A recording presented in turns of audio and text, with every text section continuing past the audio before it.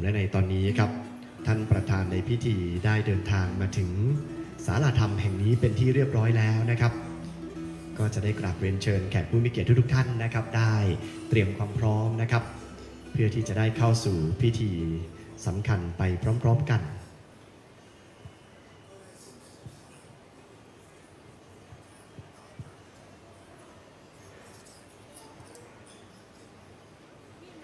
กับผมในช่วงนี้นะครับเรียนเชิญแขกผู้มีเกียรติทุกท่านนะครับ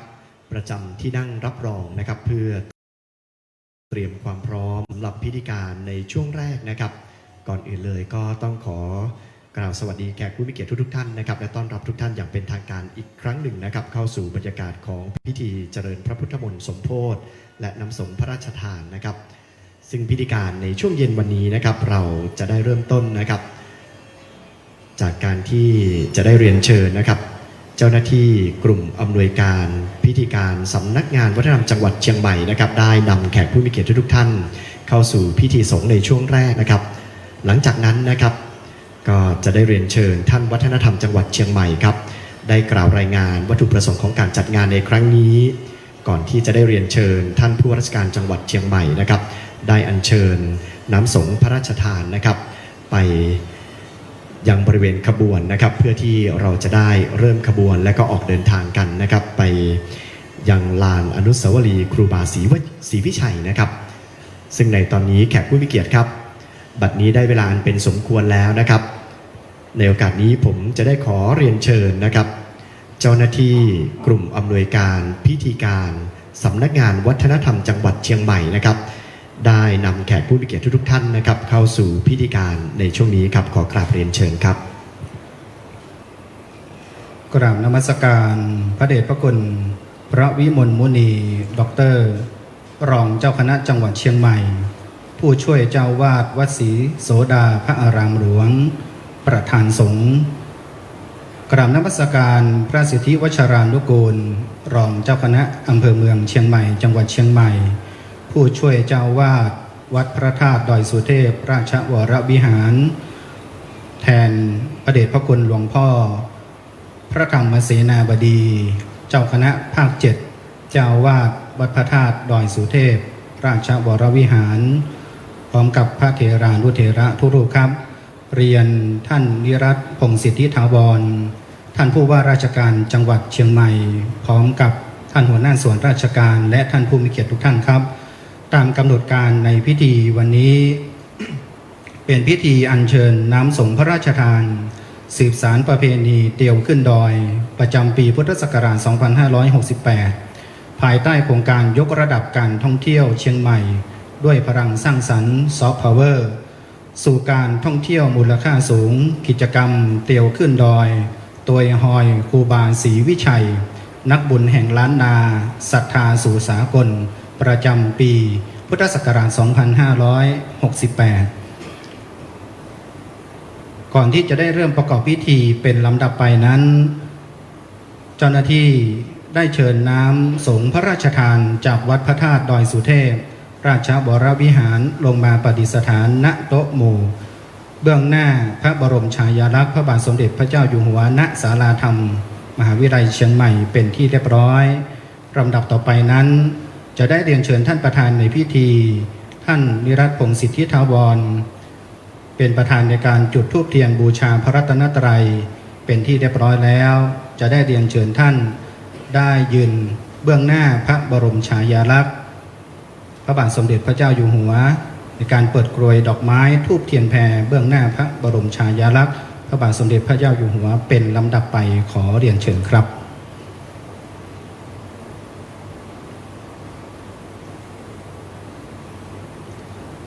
ขอเรียนเชิญท่านผู้มีเกียรติทุกท่านครับได้ยืนขึ้นครับ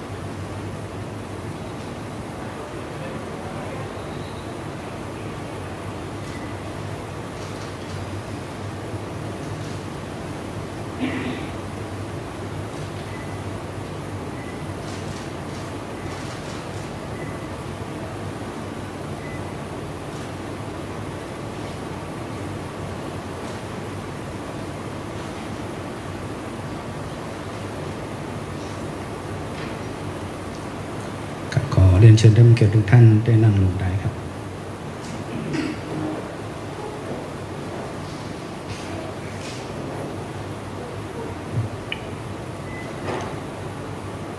มะยังพันเตวิสุงรักขณทายะติสระเนนะสหปัญจศีรานิยาจามะทุติยัมปิมะยังพันเตวิสุงรักขณทายะติสระเนนะสหปัญจศีรานิยาจามะตติยัมปิมะยังพันเตวิสุงรักขณทายะติสระเนนะสหปัญจศีรานิยาจามะนะโมตัสสะภะคะวะโตอะระหะโตสัมมาสัมพุทธัสสะนะโมตัสสะภะคะวะโตอะระหะโตสัมมาสัมพุทธัสสะนะโมตัสสะภะคะวะโตอะระหะโตสัมมาสัมพุทธัสสะพุทธังสรณังคัจฉามิธัมมังสรณังคัจฉามิ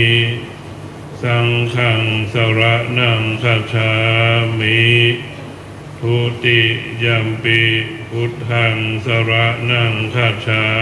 มิ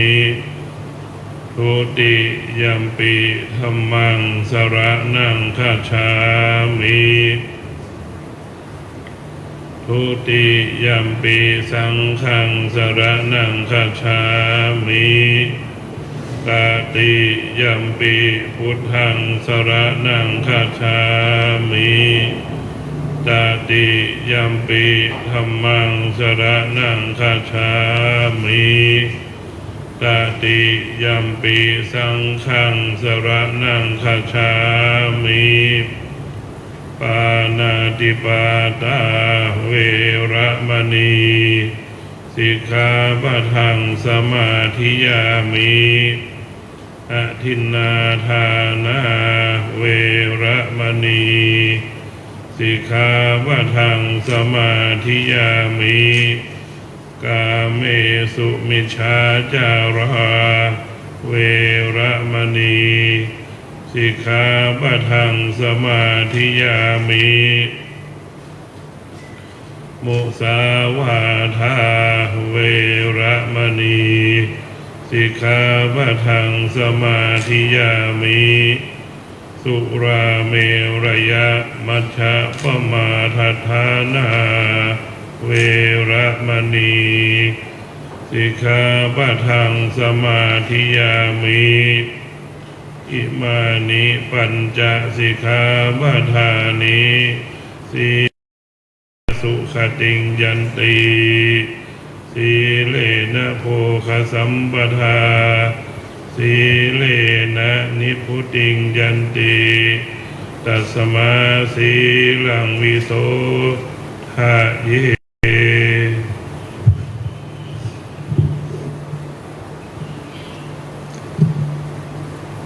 วิปติปฏิภาหายะสัพพสัมปสิทธิยา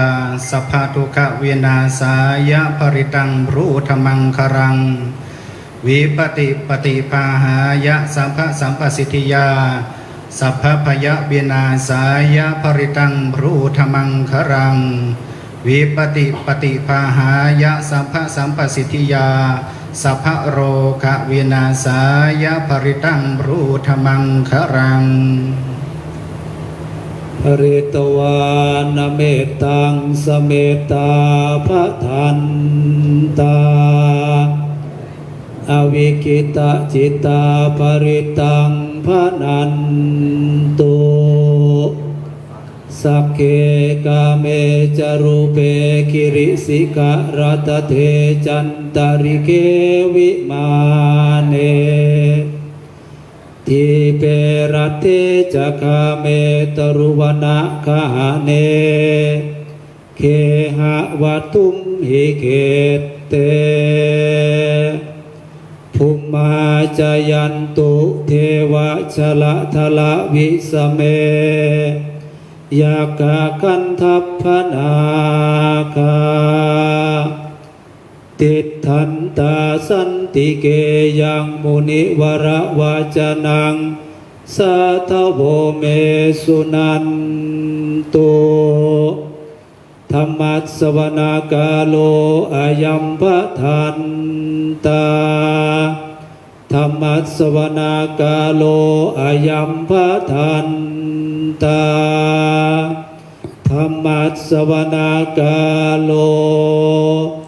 อายัมภทันตา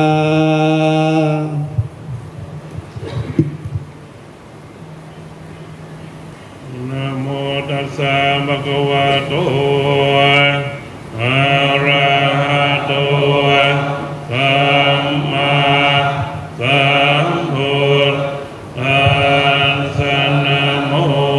ตัสสะภะคะวะโต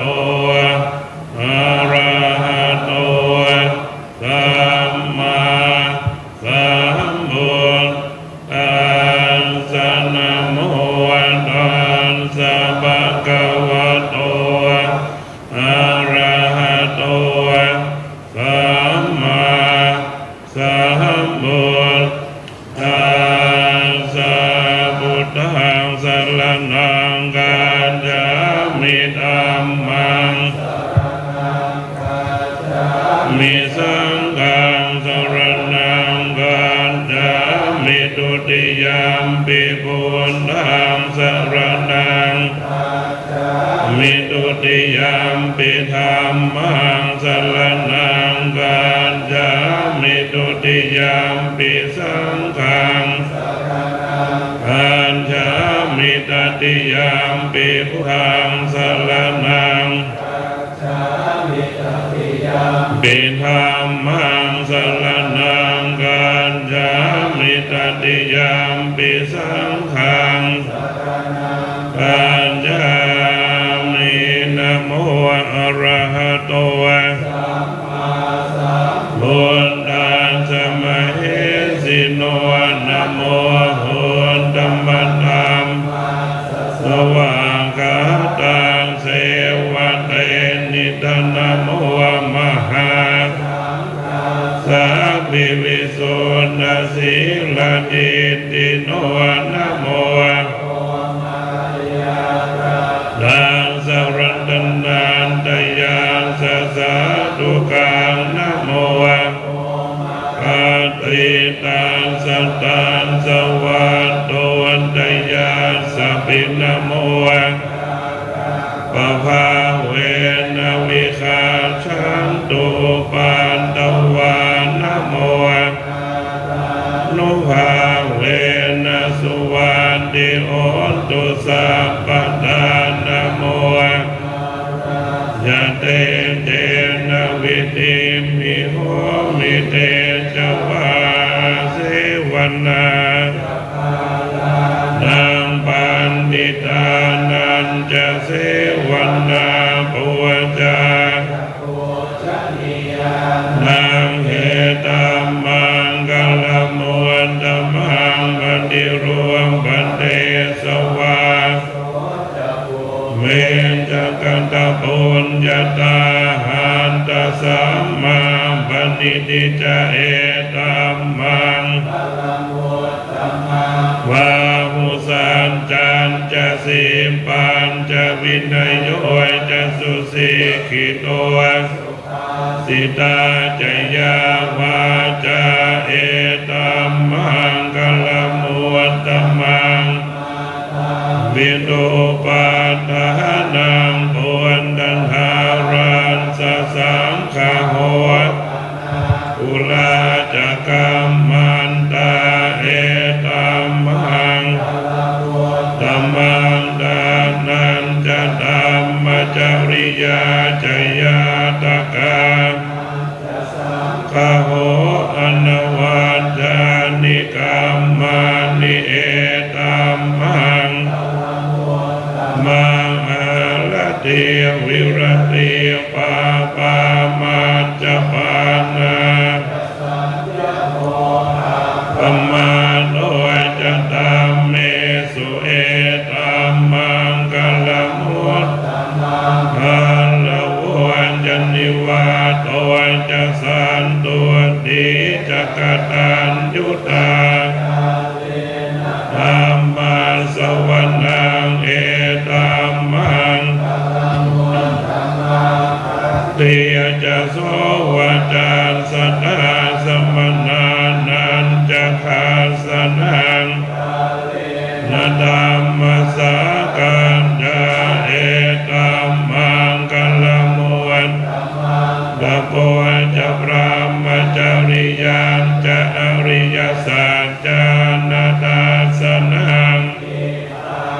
สันติกิริยาจะเอตัมมังคลมุตตมังบุตตาสโลกอิจิตังกังวินาชังเขมังเอตัมมังคลมุตเอตันติสานิกตวานาสัมปัตตมปราชิตานาโสติงคาชันติตันเตสัมบังธรรมันติยังกินติวิตังปุรังวาสังเอสุวายังนันโนสมังอันติตถาคเตนะอิตัมปิพุทเตปณิตังเอเตนะสัตเตนะสุวรรณตุขยังวิลาคังอมตังปณิตังสังกยมุนีสมาหิโตนะเตนะธัมเมนะสมาธิอิตัมปิตัมเมรัตนังปณิตังนาสุวัตติโหตุยัมปุตตะเสโตนาเยสุจิงสมาธิมานันตลิกันยมามุสมาเตนะสมุนวิจติอิตัมปิตัมเมปณิตังเอเตนะสัจเจติโอตุเยปุคลาอัตตสตังปัสสัตตาลิเอตานิยุคานิโหติเตวะกาเอเต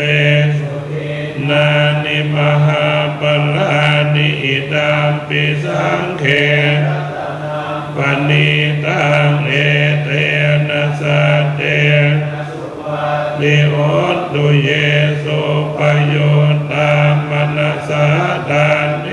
นะนิโอตัมมัสสะสนัมอิเต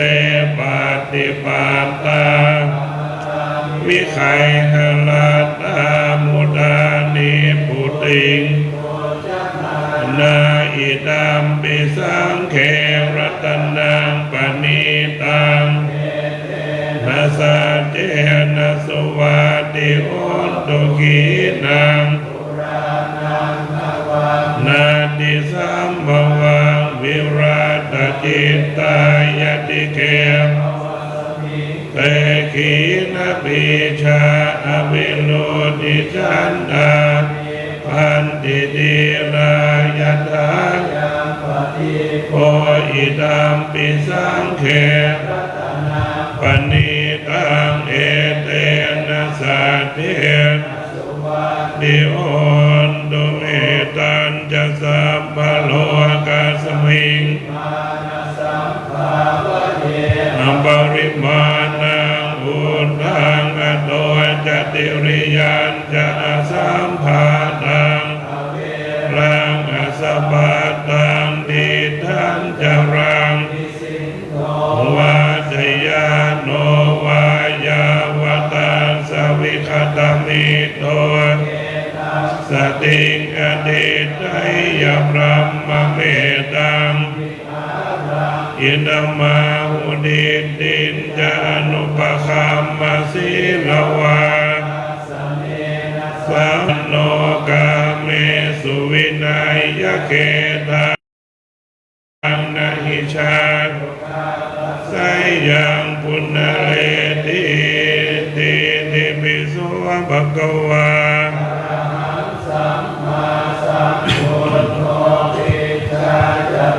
สัมปันโน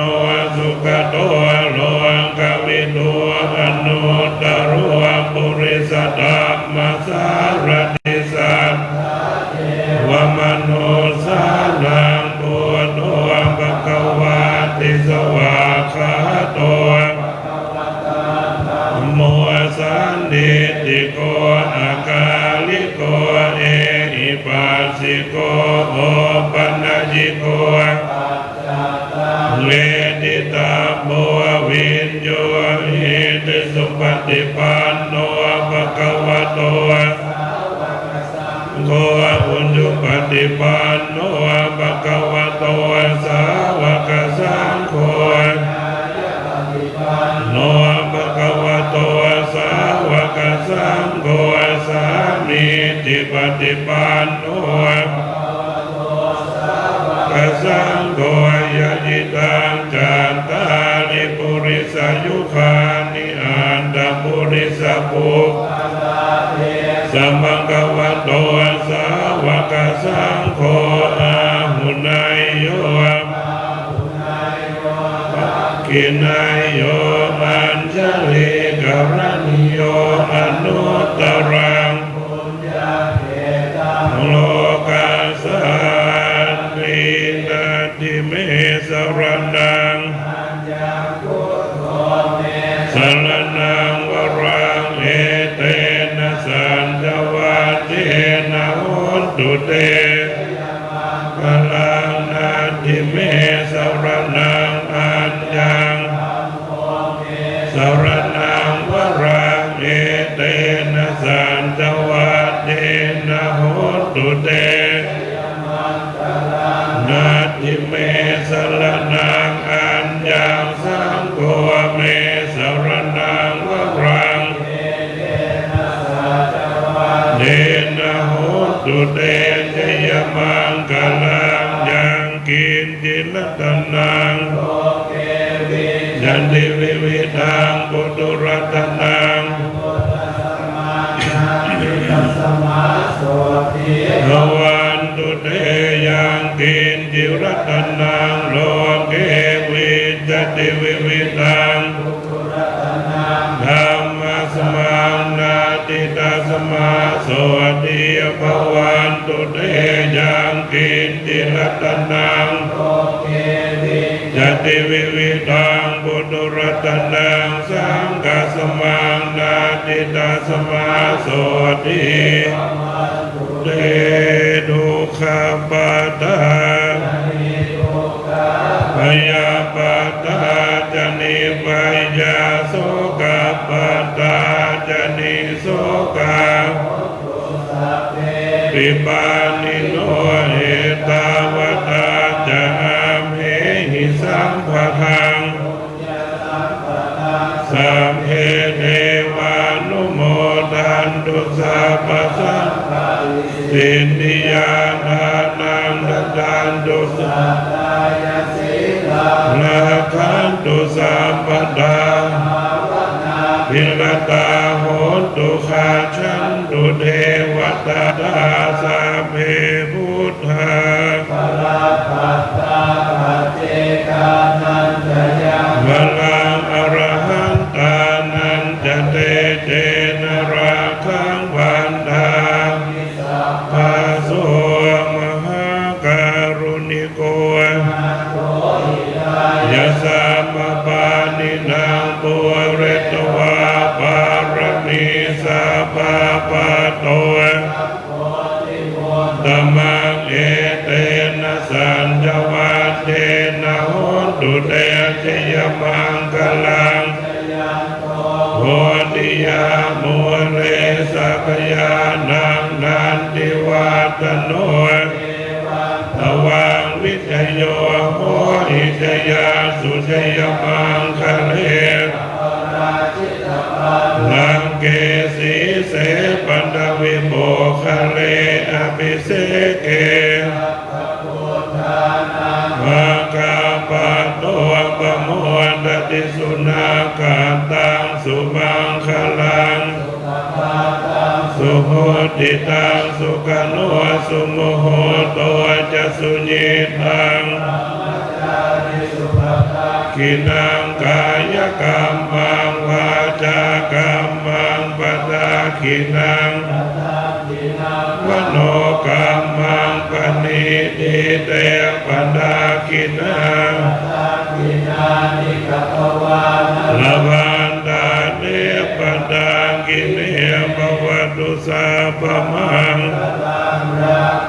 ดุสัพพเทวตาสัพพพุทธานุภาเวนัสสดาตุเตภวัตุสัพพมังคลังราคันตุสัพพเทวตานุภาเวนัสสดาโสติภวันตุเตภวัตุสัพพราคันตุสัพพเทวตาสัพพสังฆานุภาเวนัสสดาโสติภาวันตุเตนะขัตตยะกะพุตานังนิวาลนาปริตาสานุภาเวนะหันตวาอุปัฏฐเวนะขัตตยะกะพุตานังปริตาสานุภาเวนะหันตวาเตสังนาคัตตยะกะพุตานังปาปากะหันนิวารณาภาเวนะหันตวาเตสังอุปัฏฐเว พระเดชพระคุณทางคณะสงฆ์ทั้งนั้นได้ทำพิธีเจริญชัยมงคลคาถาตลอดจนถึงพิธีเจริญพระพุทธมนต์สมโภชน้ำสงฆ์พระราชทานลำดับต่อไปจะเป็นพิธีการได้เรียนเชิญท่านประธานในพิธีพร้อมกับท่านหัวหน้าส่วนราชการซึ่งเป็นตัวแทนของท่านผู้มีเกียรติทุกท่านจำนวนทั้งหมด10ท่านให้เกียรติในการถวายเครื่องไทยธรรมเป็นลำดับไปนะครับท่านแรก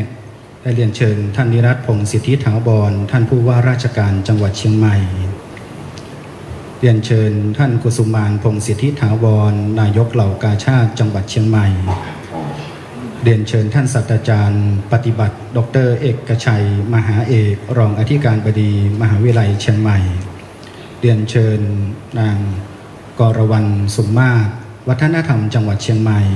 เรียนเชิญนางอารีพันจันทร์ผู้อำนวยการสำนักงานพระพุทธศาสนาจังหวัดเชียงใหม่เรียนเชิญนางปลื้มจิตสิงห์สุทธิจันทร์ครังจังหวัดเชียงใหม่เรียนเชิญนางสาวณัฐนันท์พิทักษาท่านผู้อำนวยการสำนักงานยุติธรรมจังหวัดเชียงใหม่เรียนเชิญนายอิทธิรัตน์ศรีนารักษ์ท่องเที่ยวและกีฬาจังหวัดเชียงใหม่เรียนเชิญนางสาวนภพันธ์กปิตาไถหนังสือเดินทางจังหวัดเชียงใหม่และเรียนเชิญมาดามหยกกฎชพรเบโรธประธานที่ปรึกษาการมาธิการศาสนาศิลปะและวัฒนธรรมสภาผู้แทนราษฎรทั้ง10ท่านครับได้ถวายโดยพระคุณเจ้าขอเรียนเชิญครับ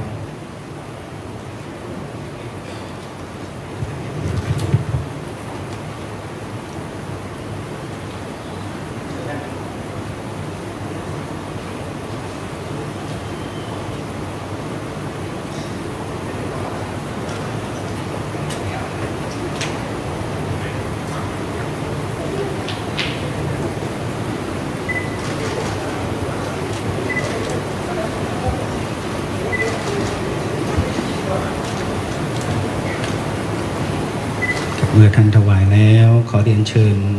นะครับทุกท่านเรียนเชิญที่ตั้งรับรองครับ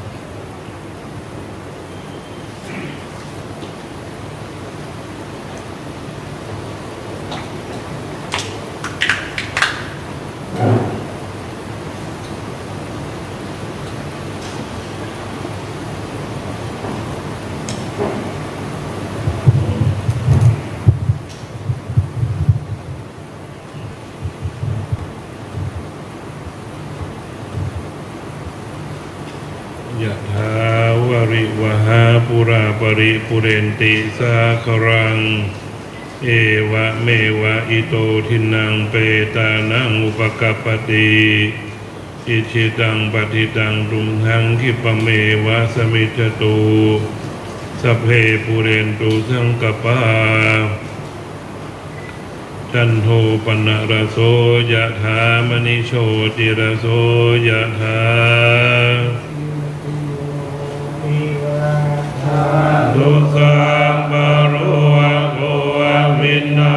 ศตุมาเตภวันสุขีติกายุโกวิติโยนุสัมปโรโกวินาศตุมาเตภวันวันตรายโยอายุโกภวสัพพิติโยทุสัมปโรโกวินาศตุมาเตภวันสุขีติกายุโกภวะอภิวาเรสนิจังโหตาปัจจายโนธัมมาวัฏันติอายุวันโนสุขังภาลังโสอัฏฐลัทโธโมบุญตัสสะสะเนอโร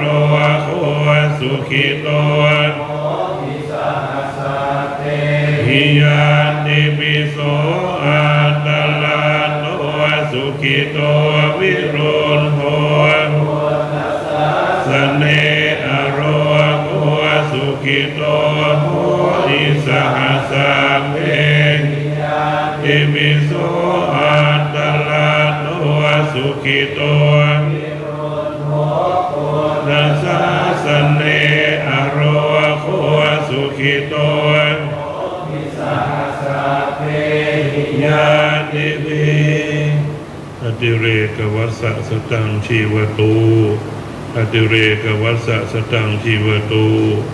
อติเรกวัสสะสตังชีวตูทีคายุโกโหตุอโรโกโหตุทีคายุโกโหตุอโรโกโหตุสุขิโตโหตุปรเมนทะมหาราชาสิทธิกิจจังสิทธิกามังสิทธิลาโภชโยนิจังปรเมนทะมหาราชวรัสสะภวตุสัพพทาขอถวายพระพรสัพพมังคลังมเทวตาสัพพพุทธานุภาเวนัสสะทาตุเต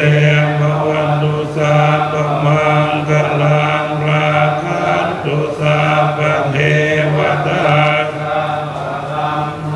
นุภาเวนัสสะทาสวัสดีภวันตุเตกลังราคันตุสัพพเท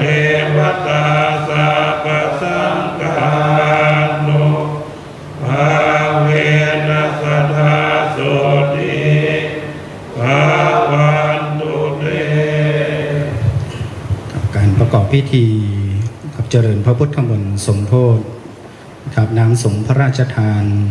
โดยพระเถรานุเถระทรงสมณศักดิ์ทั้ง9รูปนะครับได้ทำพิธีเป็นอันที่เรียบร้อยลำดับต่อไปจะเข้าสู่พิธีการ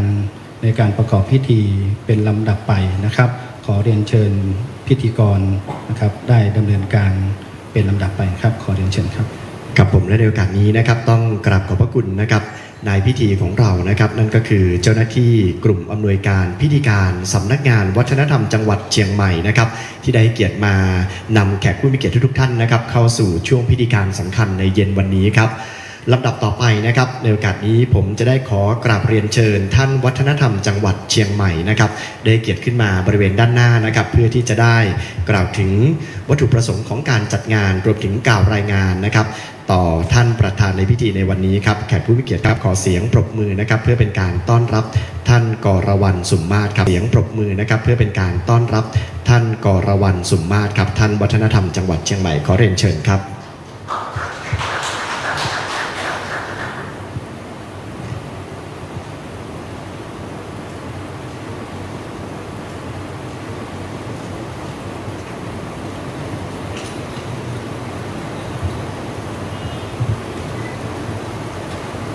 กราบนมัสการ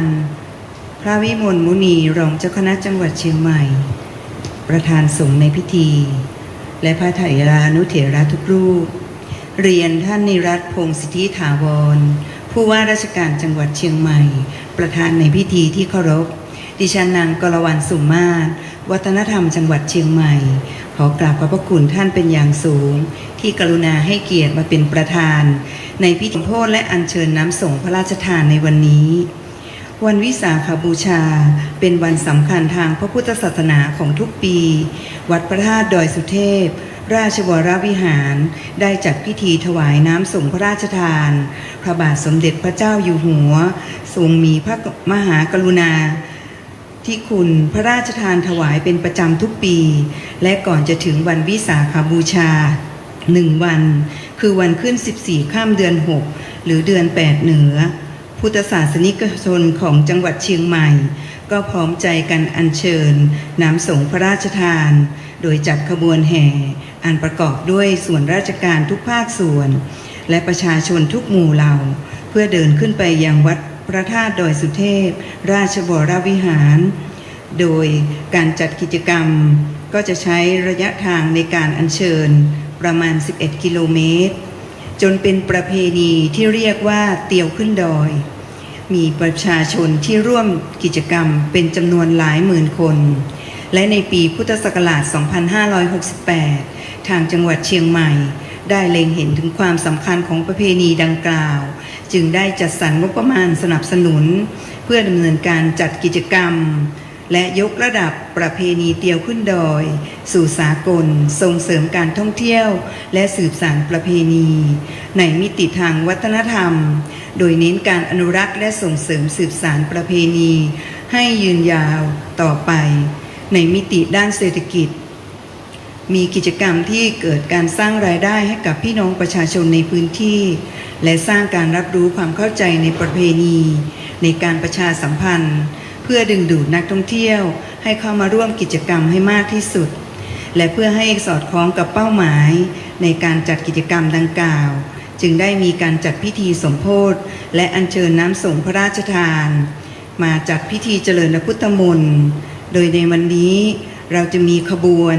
ซึ่งเป็นขบวนสักการะแบบล้านนา โดยจะมีขบวนช้าง3 เชือกนะคะแล้วก็เป็นขบวนล้านนาได้ร่วมกันอัญเชิญน้ำสงฆ์พระราชทาน โดยจะเริ่มจากศาลาธรรม มหาวิทยาลัยเชียงใหม่สู่ลานอนุสาวรีย์ครูบาศรีวิชัย ต่อจากนั้นนะคะก็จะเป็นการประกอบพิธีณบริเวณลานอนุสาวรีย์ครูบาศรีวิชัยตามลำดับต่อไป ในการจัดกิจกรรมในครั้งนี้ต้องกราบขอบพระคุณทางมหาวิทยาลัยเชียงใหม่ ที่เอื้อเฟื้อสถานที่ในการจัดกิจกรรม และบัดนี้ได้เวลาอันเป็นมงคลแล้ว ขอเรียนเชิญท่านผู้ว่าราชการจังหวัดเชียงใหม่ได้อัญเชิญน้ำสงฆ์พระราชทานณเบื้องหน้าพระบรมฉายาลักษณ์ขึ้นสู่บนหลังช้าง เพื่อยังไปลานอนุสาวรีย์ครูบาเจ้าศรีวิชัยต่อไป ขอเรียนเชิญค่ะ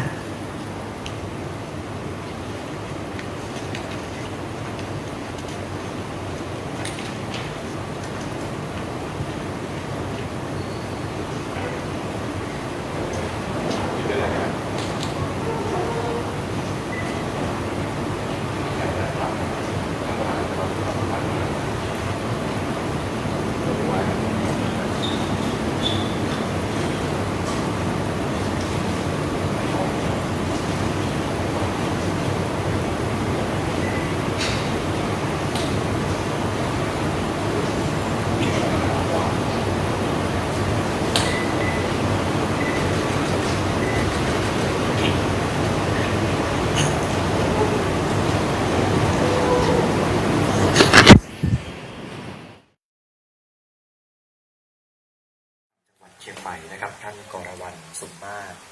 ที่ได้ให้เกียรติครับรายงานวัตถุประสงค์ของการจัดงานในครั้งนี้และแขกผู้มีเกียรติครับในช่วงนี้นะครับท่านผู้ว่าราชการจังหวัดเชียงใหม่ท่านนิรัตน์พงศ์สิทธิถาวรนะครับก็จะได้อัญเชิญนะครับน้ำสงฆ์พระราชทานนะครับไปประจำช้างนะครับเชือกที่1นะครับเพื่อจะได้เริ่มประกอบพิธีและก็จะได้เคลื่อนขบวนนะครับไปยังจุด ต่อไปนั่นก็คือบริเวณลานอนุสาวรีย์ครูบาศรีวิชัยครับ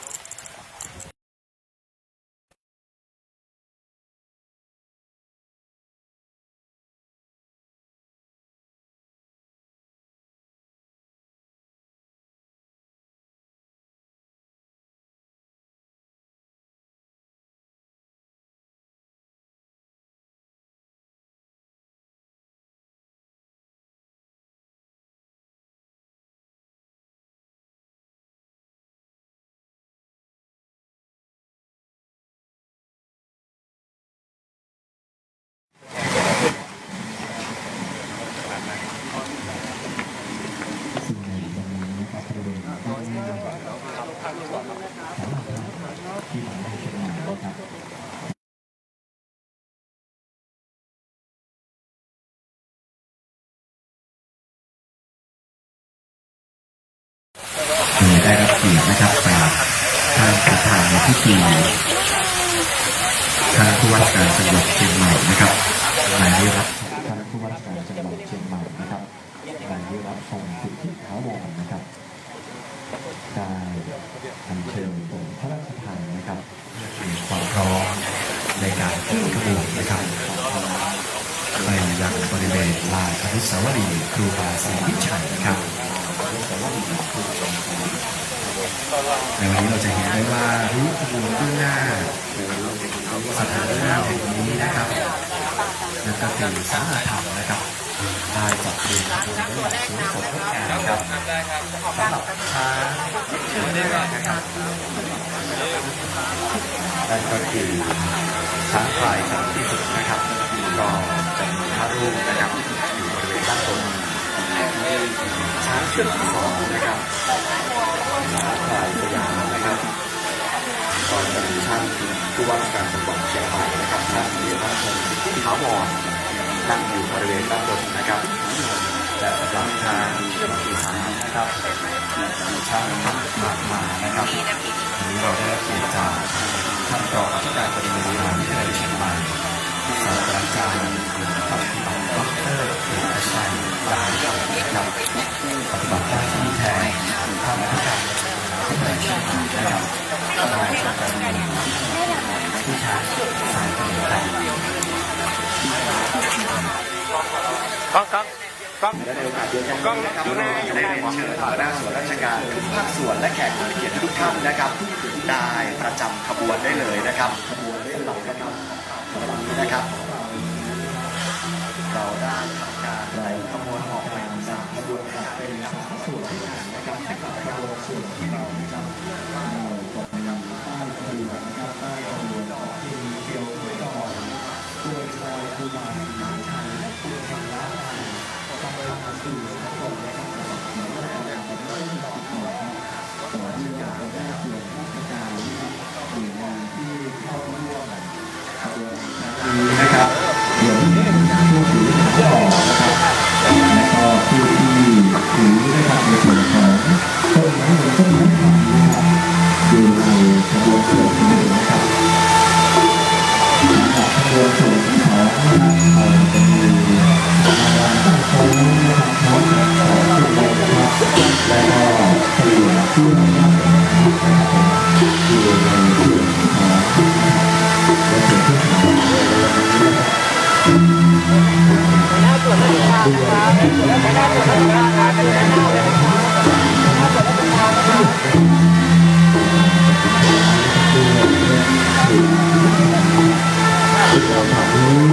จากโรงเรียนนะครับทุกท่านนะครับเป็นผู้ที่ได้รับการส่วนนะครับที่ได้นะครับและส่วนภาษาเราที่ในโดยส่วนที่1นะครับอยู่ตรงด้านหน้าได้เลยนะครับการวิ่งหลังจากที่ฝ่ายนะครับมาถึงจุดที่เรียบร้อยแล้วขบวนได้เคลื่อนนะครับไปยังสถานที่ที่ทำให้เข้าถึงการช่วยต่อไปนั่นก็คือลานอนุสาวรีย์ครูบาศรีวิชัยในโอกาสนี้ครับจะมีเชิญหน้าส่วนราชการแขกผู้มีเกียรติทุกท่านนะครับประกาศได้เลยนะครับ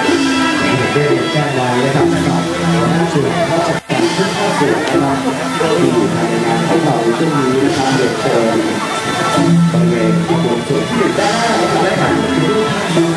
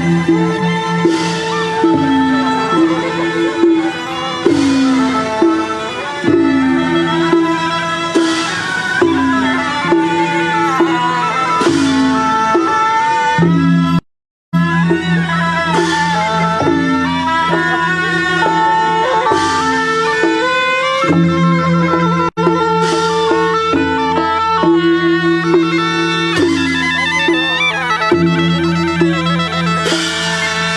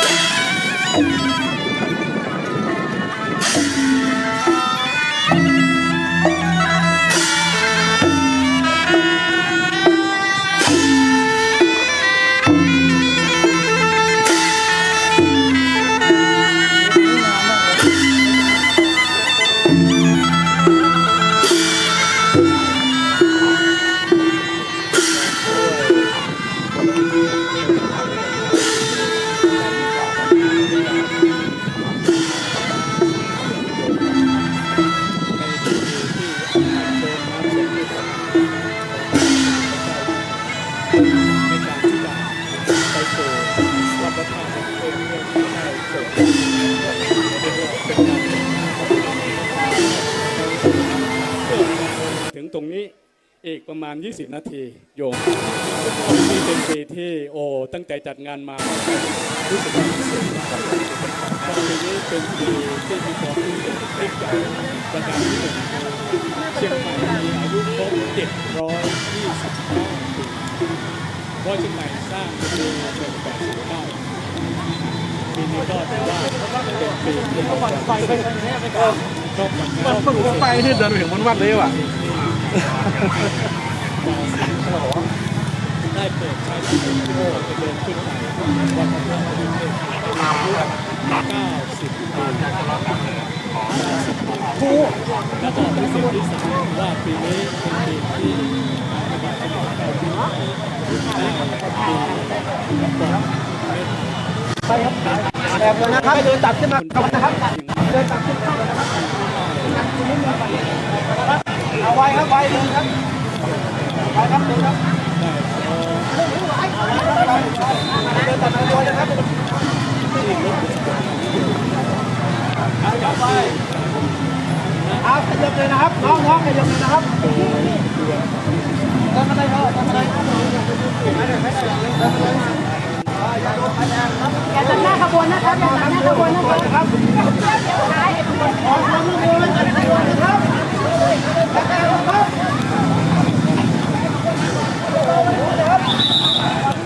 ก็เป็นอธิการบดีมหาวิทยาลัยเชียงใหม่พร้อมโดยคณะในการที่จะได้อัญเชิญน้ำสงฆ์พระราชทานเดินจากศาลาอ่างแก้วในมหาวิทยาลัยเชียงใหม่มาจนถึงที่ด้านนี้ซึ่งพวกเรานั่งอยู่คืออนุสาวรีย์ครูบาศรีวิชัยซึ่งถือว่าปีนี้โชคดียิ่งใหญ่โชคดีที่พวกเราทั้งหลายได้มาร่วมสืบสานประเพณีเตวขึ้นดอยตัวครูบาเพื่อเป็นการบูชาพระบรมสารีริกธาตุหรือพระธาตุดอยสุเทพ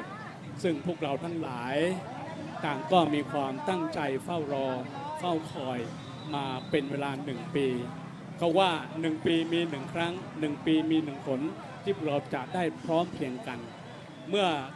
คณะผู้ที่ได้นำในเรื่องของน้ำสงฆ์พระราชทานมาถึงหน้าที่ตรงนี้แล้วจะได้ให้พวกเราทั้งหลายในการที่จะได้พร้อมเพรียงกันที่จะมาประกอบพิธีโดยจะมีท่านอาจารย์วันลบนามวงพงศ์จะได้เป็นพิธีกรเข้าสู่พิธีการในการที่จะได้ทำพิธีเพื่อจะกล่าวองค์การเพื่อที่จะได้ขอในการที่จะกราบนมัสการยังบรมสารีริกธาตุก็ดีตลอดจนถึงอนุสาวรีย์ของพระบาทศรีวิชัยก็ดีแล้วต่อจากนั้นท่านผู้ว่าก็จะได้มาเปิดงานในการที่จะอัญเชิญน้ำสงฆ์พระราชทานจากด้านหน้าอนุสาวรีย์ครูบาศรีวิชัยเดินไปที่วัดพระธาตุดอยสุเทพปีนี้ฟ้าฝนเต็มใจที่เห็นพวกเราทั้งหลายเต็มตัวอยากให้พวกเราพร้อมทั่วหน้าในการที่จะนำน้ำสงฆ์พระราชทานโดยพระบาทสมเด็จพระเจ้าอยู่หัวได้ประทานให้ทางจังหวัดเชียงใหม่และก็ทางวัดพระธาตุดอยสุเทพราชวรวิหารที่พวกเราทั้งหลายจะได้ร่วมกายร่วมใจที่จะพร้อมกันเดินด้วยพลังสามพลังที่หนึ่งพลังความศรัทธาในการที่พวกเราจะน้อมรำลึกถึงซึ่งพระบรมศาสดาเนื่องในวันวิสาขบูชาพลังที่สองเป็นพลังที่พวกเราทั้งหลายจะได้นำน้ำสงฆ์พระราชทานโดยพระเจ้าอยู่หัวได้ทรงประทานให้ในปีนี้จะได้ไปสงยังพระบรมสารีริกธาตุที่วัดพระธาตุดอยสุเทพและพลังที่สามเป็นพลังที่เราทั้งหลายจะได้สืบสารที่ทอยบ่อเก่าแบบเป้าโบราณของครูบาเก้าศรีวิชัยซึ่งได้มีการทำมาเป็นเวลา654 ปีประเพณีมาทำแล้ว654 ปีก็เป็นเวลาที่ยาวนานนะเป็นเวลาที่ยาวนานส่วนประวัติเป็นอย่างไรก็พวกเราทั้งหลายเดี๋ยวจะได้รับชมรับฟังซึ่งจะมีการบรรยายตลอดเส้นทางจากณจุดนี้ไปจนถึงวัดพระธาตุดอยสุเทพคร่าวๆก็คือว่าในประเพณีที่ทำที่พวกเราทั้งหลายร่วมกันในคราวนี้เนื่องในวันวิสาขบูชาปีนี้วันวิสาขบูชามีอายุ 2,648 ปีโยมนะ48 ปีทำยังไงรู้ยังไงก็คือว่าปี 2518 เราบวกด้วย 80 พรรษาหลังจากพระเจ้าดับขันท่านนิพพานไปแล้ว นั่นคือปีที่เป็นจริงของปีของพุทธศาสนานะวันวิสาขบูชานี่เป็นวันที่สำคัญจน UN หมายถึงสหประชาชาติได้ประกาศให้เป็นวันสากลแห่งโลกในปีพุทธศักราช 2542 เดือนพฤศจิกายนในปีนั้นมาจนถึงปัจจุบันในวันสำคัญสากลโลกเนี่ยถ้าเป็นพระพุทธศาสนามีวันวิสาขบูชาวันเดียวส่วนนั้นอื่นนั้นทาง UN คือสหประชาชาติไม่ได้มีการประกาศนะฉะนั้นพวกเราทั้งหลายวันนี้ก็อยากจะให้พวกเราทุกคนที่มีบุญที่มีกำลังและที่มีศรัทธาบุญกำลังศรัทธาจะนำมาสิ่งประเสริฐจะเกิดกับเราทุกคนที่จะพร้อมกันในการจะทำพิธีด้านนี้ตรงนี้เสร็จแล้วก็ขึ้นไปสู่วัดพระธาตุดอยสุเทพอยากจะเชิญชวนศรัทธาญาติโยมทุกท่านเราจะเดินขึ้นไปถึงวัดพระธาตุดอยสุเทพโดยไม่ต้องขึ้นรถไม่ไกลนะโยมเนาะไม่ไกล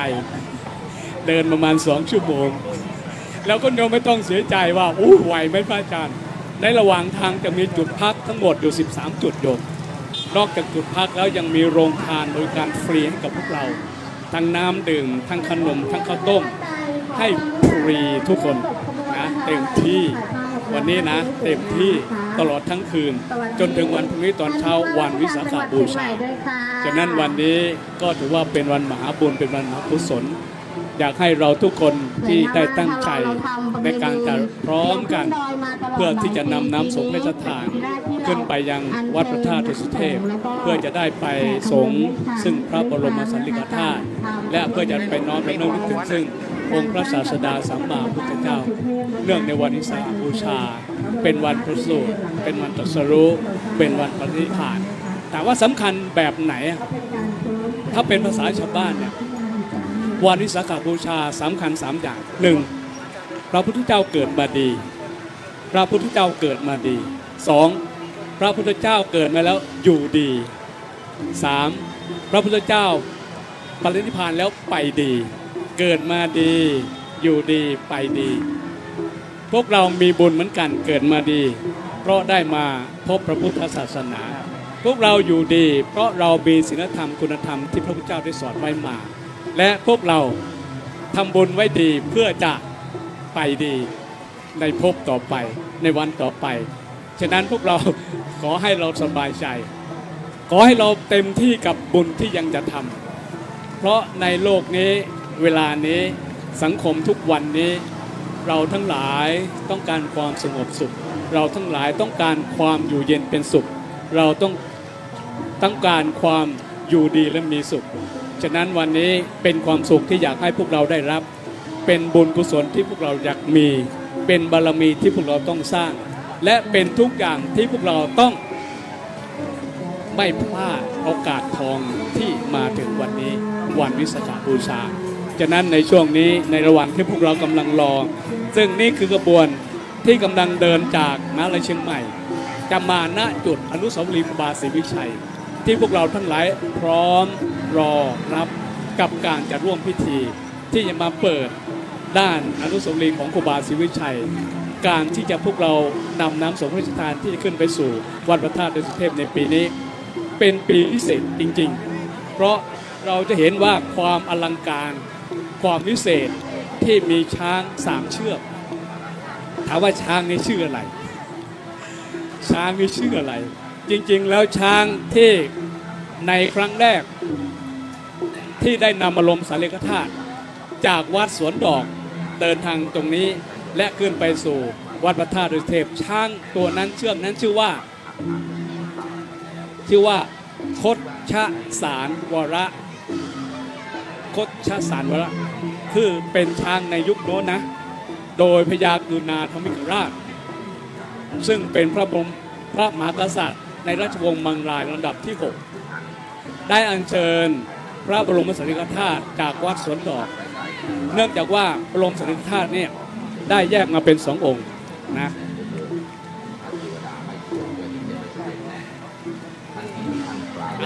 เจริญพรนะจากนั้นเดี๋ยวพวกเราชมจากที่คณะที่ได้กำลังเดินทางมาพร้อมทั้งมีการแสดงก็จะได้แทรกเป็นลำดับไปจากนั้นเดี๋ยวพวกเราชมในการแสดงต่อไปนะเจริญพร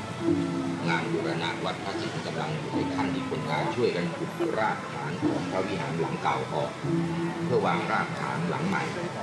มีผู้คนคณะศรัทธาเป็น100 คนช่วยกันทำงานนี้อย่างไม่เห็นแก่เหน็ดแก่เหนื่อยหรือว่าอามิตรสินจ้างครูบาควบคุมการทำงานอย่างใกล้ชิดในท่ามกลางวงล้อมของอุบาสกอุบาสิกาที่พากันนำอาหารมาเตรียมถวายเพลแต่ว่าครูบาก็ได้ปรารภกับบรรดาทายกทายิกาทั้งหลายว่าเวลานี้เงินทองที่จะนำมาบูรณะวัดพระสิงห์นั้นแทบจะไม่มีเหลือแล้วเห็นทีจะไม่สามารถก่อสร้างวิหารหลังใหม่ได้เสียแล้วนอกจากเทวดาจะมาช่วยชี้ขุมทรัพย์ให้เป็นทุนในการบูรณะวัดพระสิงห์เท่านั้นขณะนั้นเป็นเวลา10 นาฬิกาเศษทันทีที่ครูบาเกิดเหตุก็เกิดขึ้น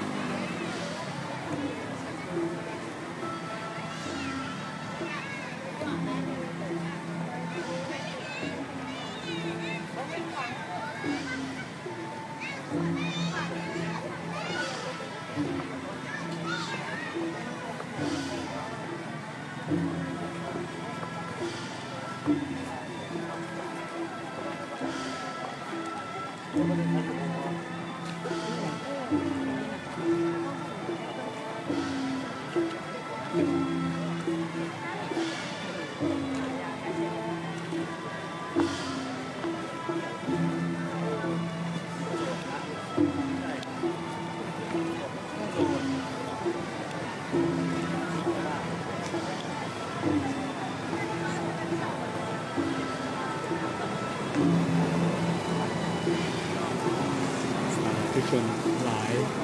ที่พวกเรากำลังชมอยู่ในขณะนี้เป็นขบวนการนำน้ำสงฆ์พระราชทาน โดยทางคณะของจังหวัดเชียงใหม่นำโดยท่านผู้ว่าราชการจังหวัดเชียงใหม่คือท่านนิรักษ์ คงสิทธาวรพร้อมด้วยทางมหาวิทยาลัยเชียงใหม่ซึ่งพวกเราทั้งหลายได้ชมภาพนี่เป็นการถ่ายทอดสดนะโยมนะถ่ายทอดสดจากมหาวิทยาลัยเชียงใหม่เพื่อที่จะเดินมาสู่อนุสาวรีย์ครูบาศรีวิชัยพวกเราจะเห็นว่าปีนี้เป็นปีมหามงคลเป็นปีมหากุศลเป็นปีมหาบารมีเป็นปีที่ถือว่าเชียงใหม่เป็นเมืองแห่งพระพุทธศาสนาที่ได้มีประเพณีสืบทอดกันมาอย่างยาวนานประเพณีเตวขึ้นดอยตัวครูบาเนี่ยเป็นประเพณีที่สืบเนื่องมาเป็นเวลา500 กว่าปีถือว่าเป็นประเพณีที่มีความศักดิ์สิทธิ์แล้วก็เป็นประเพณีที่ ถือว่าทางประเทศไทยไม่ว่าจะเป็นภาคไหนก็แล้วแต่มีโอกาสในการที่จะได้มาร่วมพิธีในการนำน้ำสงฆ์พระราชทานเพื่อจะขึ้นไปสู่วัดพระธาตุดอยสุเทพในการจะได้ประกอบพิธีส่งน้ำพระบรมสารีริกธาตุวัดพระธาตุดอยสุเทพเนี่ยเป็นวัดที่ถือว่าสำคัญของประเทศไทยไม่เฉพาะเมืองเชียงใหม่และวัดพระธาตุดอยสุเทพเป็นวัดพระธาตุที่ปีนักษัตริย์คือปีแพะท่านใดที่เกิดปีแพะพระธาตุดอยสุเทพนี้เป็นพระธาตุประจำปีผู้ที่เกิดในปีแพะฉะนั้นถามว่าปีอื่นไปกราบสักการะส่งน้ำได้ไหมได้ทุกพระธาตุได้ทุกปีนักษัตริย์ได้ทุกปีเกิดฉะนั้นท่านไม่ต้องห่วงว่าถ้าเป็นปีแพะแล้วปีอื่นจะขึ้นได้ก็ขึ้นได้โยมนะสามารถจะไปร่วมพิธีทุกปีนักษัตริย์ไม่มีคำว่าจะเป็นปีโน่นปีนี้ปีไหนฉะนั้นพวกเราทั้งหลายมีใจศรัทธามีใจบูชามีใจในการที่จะต้องเพิ่มบุญบารมีให้กับชีวิตให้กับตัวเองฉะนั้นในช่วงนี้เจ้าหน้าที่ได้เคลียร์พื้นที่ในสถานที่ด้านหน้าของเวทีอีกไม่กี่นาทีก็จะกระบวนของการนำน้ำสงฆ์พระราชทานจากมหาวิทยาลัยเชียงใหม่จะเดินทางมาถึงที่อนุสาวรีย์ครูบาศรีวิชัยฉะนั้นญาติโยมทั้งหลายที่พวกเรากำลังเดินทางขึ้นไปสู่วัดพระธาตุดอยสุเทพขอให้กำลังใจขอให้ทุกคนมีกำลังเราเดินด้วยความตั้งใจเราเดินด้วยความศรัทธาเราเดินด้วยความอดทนเราเดินด้วยความขยันและสำคัญเราเดินด้วยใจไม่ต้องกลัวเจ็บไข้ได้ป่วยไม่ต้องกลัวโยมเพราะทุกจุดจะมีจุดพยาบาลทุกจุดพักจะมีที่สำหรับให้เรารักษาได้ฉะนั้นแล้วในปีนี้เป็นปีสำคัญของพวกเราทุกๆคนที่ได้เห็นประเพณีอันสำคัญของการทำหรือนำน้ำสงฆ์พระราชทานเนื่องในวันวิสาขบูชาที่พวกเราทั้งหลายจะได้พร้อมกายพร้อมใจที่พวกเราทั้งหลายจะได้น้อมเครื่องสักการะตามที่พวกเราเห็นจากขบวนแห่ของมหาเชียงใหม่เครื่องสักการะประกอบไปด้วยดอกไม้ธูปเทียนพร้อมด้วยสิ่งสำคัญทั้งหลายในการจะได้ใช้ประกอบพิธีในการส่งน้ำพระราชทานในการจะได้ใช้พิธีส่งน้ำพระบรมสารีริกธาตุที่วัดพระธาตุดอยสุเทพฉะนั้นแล้ววันนี้ปีนี้อยากให้เราทุกคนวันนี้เป็นวันดีวันนี้เป็นวันบุญวันนี้เป็นวันกุศลและวันนี้เป็นวันพิเศษของชีวิตของพวกเราขอให้พวกเราจงมีความสุขขอให้พวกเราจงมีพลังขอให้พวกเราจงมีสุขภาพร่างกายที่แข็งแรงและให้พวกเราทั้งหลายเดินขึ้นไปถึงวัดพระธาตุโดยความสวัสดิภาพโดยความสุขนะขึ้นไปนะจะเป็นชนชาติใดจะเป็นจากประเทศไหนจะเป็นศาสนาใดพระพุทธศาสนาไม่มีการแบ่งชนชาติศาสนาภาษาแต่ประการใดเพราะพระพุทธศาสนาเปรียบเหมือนทั้งฝนนี้ไม่เลือกตกจะเปียกคนหรือเปียกใครจะไม่เลือกเลยฉะนั้นเนี่ยธรรมะของพระศาสดาสัมมาพุทธเจ้าเป็นหลักที่สำคัญเหมือนน้ำที่ใช้ดื่มเหมือนน้ำที่ใช้อาบเหมือนน้ำที่สำคัญกับการมีชีวิตของพวกเราฉะนั้นวันนี้เป็นวันที่10เดือนพฤษภา2518เป็นปีมะเสงและวันพรุ่งนี้คือวันสำคัญวันวิสาขบูชามีความสำคัญในทางพระพุทธศาสนาคือเป็นวันคล้ายวันประสูติคล้ายวันตรัสรู้และคล้ายวันดับขันธปรินิพพานขององค์พระศาสดาสัมมาสัมพุทธเจ้าโดยสำคัญพวกเราทั้งหลายวันวิสาขบูชาสำคัญกับเรา3จังหวะ3ช่วงหนึ่งคือช่วงของการที่เราได้เกิดเราเป็นผู้มีบุญแล้วที่ได้เกิดมาเป็นมนุษย์และมีวัยวะทุกส่วนสัตว์ครบ3ส่วนประการโดยสมบูรณ์บุญที่2เราเกิดมาแล้วได้พบพระพุทธศาสนาได้พบกับธรรมะของพระศาสดาบุญที่3เราได้ใช้ความเป็นมนุษย์ในการจับบำเพ็ญกุศลบุญราศีบารมีเอาไว้เพื่อจะให้เราทั้งหลายได้เป็นผู้ประเสริฐและจะได้พบสิ่งประเสริฐเกิดอยู่เสมอกับการปฏิบัติด้วยหลักธรรมศีลธรรมของพวกเราที่ได้อยู่ในหลักของพระศาสนาและบุญสุดท้ายเป็นบุญที่พวกเรานั้นจะได้สั่งสมบารมีตรงนี้เพื่อจะได้ไปสู่ภพภายหน้าจะได้ไปสู่พระนิพพานก็ดีจะได้ไปสู่การสำเร็จในขั้นใดขั้นหนึ่งในทางพระพุทธศาสนาก็ได้ ฉะนั้นก็ขอให้ทุกคนได้มีความภูมิใจว่าเราเกิดมาเป็นมนุษย์ได้พบสิ่งที่ประเสริฐอย่างนี้เป็นเรื่องที่ยากมากในโลกนี้มีสรรพสัตว์108,000 ประการ108 ชนิดแต่เขาไม่มีชีวิตดีเหมือนกับพวกเราคือเขาไม่มีโอกาสได้เกิดมาเป็นมนุษย์อย่างพวกเราเลยแต่พวกเราเนี่ยเป็นบุญมากเกิดมาแล้วเป็นมนุษย์แล้วยังพิเศษยิ่งกว่านั้นคือพบพระพุทธศาสนาด้วยวันวิสาขบูชาจึงเป็นวันที่อยากจะให้พวกเราทั้งหลายได้มีสติ3 สติที่1สติในการมองตัวเองให้ออกสติประการที่2สติในการใช้ตัวเองให้คุ้มมองตัวเองออก2ใช้ตัวเองคุ้มและสติที่3จงใช้ชีวิตที่ยังเหลืออยู่ทำบุญให้ที่สุดให้ได้ทำบุญให้ที่สุดให้ได้ไม่ว่าบุญจากการได้ให้ไม่ว่าจะเป็นบุญจากการได้ปฏิบัติไม่ว่าจะเป็นบุญจากการได้ทำจิตให้สงบนี่แหละเป็นสิ่งที่ประเสริฐนี่คือขบวนของการที่พวกเราทั้งหลายเห็นว่าความสวยงามความพิเศษความอลังการเกิดจากศรัทธาเกิดจากความเลื่อมใสเกิดจากกำลังใจและเกิดจากการน้อมระลึกนึกถึงคุณของพระพุทธพระธรรมและพระสงฆ์โดยเฉพาะคุณของพระพุทธเพราะวันวิสาขบูชาเป็นวันของพระพุทธเจ้าส่วนวันพระธรรมไม่ใช่วันวิสาขวันพระธรรมคือวันมาฆบูชานั่นคือวันพระธรรมนะส่วนวันพระสงฆ์ก็คือวันอาสาฬหบูชาฉะนั้นวันพระพุทธก็คือวันวิสาขบูชาพวกเราทั้งหลายน้อมกายน้อมวาจาพร้อมด้วยน้อมใจในการจะน้อมสักการะในองค์พระศาสดาสัมมาสัมพุทธเจ้าเครื่องสักการะที่ทุกคนได้ประคองด้วยมือที่บริสุทธิ์ด้วยมือที่กำลังแข็งแรงเดิน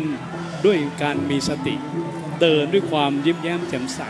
เดินด้วยการมีความสุขสงบกายใจและเดินอย่างมีพลังนี่เป็นสิ่งที่ประเสริฐโยมพวกเราทั้งหลายที่รอกันอยู่ตรงนี้ขอให้ส่งใจช่วยกันน้อมให้ทุกคนที่ได้นำเครื่องสักการะจากมาเลเชียงใหม่ที่จะมาณจุดนี้คืออนุสาวรีย์ครูบาศรีวิชัย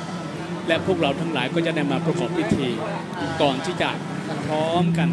เป็นขบวนสำคัญซึ่งพวกเราจะเห็นว่าขบวนที่ตั้งอยู่ด้านหน้าที่พวกเราเห็นจะเริ่มต้นด้วยขบวนของบรมสารีริกธาตุของพระบาทสมเด็จพระเจ้าอยู่หัวจากนั้นจะเป็นขบวนพระบรมธาตุดอยสุเทพจากนั้นมาก็จะเป็นขบวนมีพระสำคัญก็คือว่าพระสุมาณสวามีพระสุมาณสวามีคือพระอะไร คือพระที่ได้นำลงสารีริกธาตุมาที่เมืองเชียงใหม่โยมในสมัยเมื่อ600 กว่าปีที่ผ่านมาแล้วก็มีครูบาศรีวิชัยซึ่งเป็นผู้ที่ได้ทำถนนหนทางขึ้นไปยังวัดพระธาตุดอยสุเทพถามว่าครูบาศรีวิชัยได้ทำถนนเมื่อไหร่ครูบาศรีวิชัยได้ทำถนนในปี 2477 ใช้เวลาทำถนนเสร็จ5 เดือนกับ 22 วัน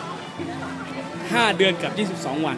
และครูบาศรีวิชัยได้เปิดถนนขึ้นดอยในวันที่ 30 เมษายน 2468 ปีนี้จึงเป็นปีที่ 90 ของการเปิดถนนขึ้นดอยสุเทพโดยครูบาศรีวิชัยและ 30 เมษายนที่ผ่านไปพวกเราหลายคนมาร่วมได้นำรถในสมัยพุทธกาลในสมัยก่อนมาร่วมขบวนเป็นรถเมื่อครั้งยุคสมัยของครูบาศรีวิชัยได้นั่งนะวันที่ 30 ที่ผ่านไปนะอันนี้นี่คือความพิเศษต่อจากนั้นก็จะเป็นขบวนช้างพวกเราเห็นช้างไหมช้างที่มีมณฑปในการจัดประดิษฐานพระบรมสารีริกธาตุและน้ำสงฆ์พระราชทานอยู่ตรงนั้นช้างตัวนั้นคือเกี่ยวข้องกับอะไรช้างเชือกนั้นเกี่ยวข้องกับสมัยสมัยของพระเจ้ากือนาถมิกราชได้อัญเชิญพระบรมสารีริกธาตุประดิษฐานบนหลังช้างตัวนี้ช้างตัวนี้ชื่ออะไรถ้าคุณโยมขึ้นไปที่วัดดอยสุเทพจะเจอชื่อของช้างว่าคดชวรสารช้างตัวนี้นะช้างตัวนั้นชื่อว่าโคชวรสารเป็นชื่อช้างซึ่งได้ขึ้นไปในยุคสมัยของพระยากรณาถมิกราชซึ่งเป็นกษัตริย์ของราชวงศ์มังลายลำดับที่ 6ในปี 1914ในปี 1914นะฉะนั้นถ้าพวกเราทั้งหลายขึ้นไปวัดพระธาตุดอยสุเทพไปอ่านดูจะเห็นเลยว่าโอ้โหยิ่งใหญ่อลังการในสมัยโน้น600 ปีที่ผ่านมา ฉะนั้นวันนี้พวกเราทั้งหลายได้มาร้อมรำลึกนึกถึง 1. พระพุทธเจ้าวันวิสาขบูชา 2. ได้มาบูชายังพระบรมสารีริกธาตุ 3. เราได้มาน้อมรำลึกนึกถึงคุณูปการของพระครูบาศรีวิชัยนี่คือสิ่งประเสริฐที่จะเกิดกับทุกคนในแผ่นดินนี้ในโลกนี้ฉะนั้นก็ขอให้พวกเราทั้งหลายก็ใกล้ถึงแล้วโยมเนี่ยเห็นไหมกระบวนเนี่ยตอนนี้ผ่านวัดศรีสุดามามั้งใกล้จะมาถึงตรงนี้นั้นเนี่ยนะก็มาก็ถือว่าสวนสัตว์ผ่านสวนสัตว์มาก็จะเข้ามาถึงตรงนี้เมื่อคณะของขบวนนำน้ำสงพระราชทานมาถึงจุดนี้ปุ๊บช้างจะมาถึงตรงนี้โยมนะพวกเราเคยดูช้าง3 เชือกนะเป็นปีที่อลังการเป็นปีที่พิเศษจริงๆปีนี้ที่พวกเราทั้งหลายมีบุญตาที่ได้เห็นมีบุญหูจะได้มาฟังและมีบุญใจจะได้สร้างด้วยกันในบารมีที่จะเกิดบุญตาได้เห็นบุญหูได้ฟังและบุญใจจะได้สร้างบารมีที่เกิดกับพวกเราทั้งหลายฉะนั้น3 บุญอย่าทิ้งมีให้เราต้องพยายามทำมีให้โอกาสต้องพยายามสร้างอย่าได้ละเลยและอย่าได้ประมาทเพราะพลาดแล้วไม่มีให้เราได้มีนะฉะนั้นเนี่ย1 ปีมี1 ครั้งเป็นเรื่องที่ยากสำหรับคนที่ไม่มีบุญจะได้พบฉะนั้นพวกเรามีบุญจึงได้มาร่วมมาพบมาเห็นมาดูมาฟังและจะได้มาสร้างสิ่งดีๆนี้ไว้ให้กับโลกต่อไปก็ถือว่านี้เป็นช่วงโอกาสดีที่อาตมาพูดรอตอนนี้คือพูดรอกระบวนที่เขาจะเดินมาถึงตรงนี้ก็ใกล้ถึงแล้วโยมเจ้าหน้าที่ได้เคลียร์พื้นที่ก็ขอเจริญพรเรียนเชิญท่านที่เดินมาได้หลีกทางเปิดทางให้กับคณะขบวนนำน้ำสงพระราชทานจากมหาวิทยาลัยเชียงใหม่ที่จะเข้ามาสู่พิธีด้านหน้าของศูนย์ศรีวิชัยก็ขอให้ได้เปิดทางอำนวยความสะดวกให้กับขบวนที่จะได้เดินทางมาตรงนี้ขอเจ้าหน้าที่ที่อยู่ตรงนี้ได้จัดการเคลียร์พื้นที่พร้อมทั้งได้ไปเตรียมต้อนรับขบวนที่จะมาถึงณจุดที่พวกเราทั้งหลายจะได้พร้อมกันเราจะได้พร้อมกันทำพิธีด้านหน้าอนุสาวรีย์ครูบาศรีวิชัยโยมทำไมต้องมาทำที่นี่เพราะว่าครูบาศรีวิชัยเป็นผู้เปิดทางขึ้นดอยเป็นผู้สร้างทางขึ้นดอยนะฉะนั้นก็ต้องมาบวงสรวงมาถวายเครื่องสักการะให้กับครูบาเจ้าศรีวิชัย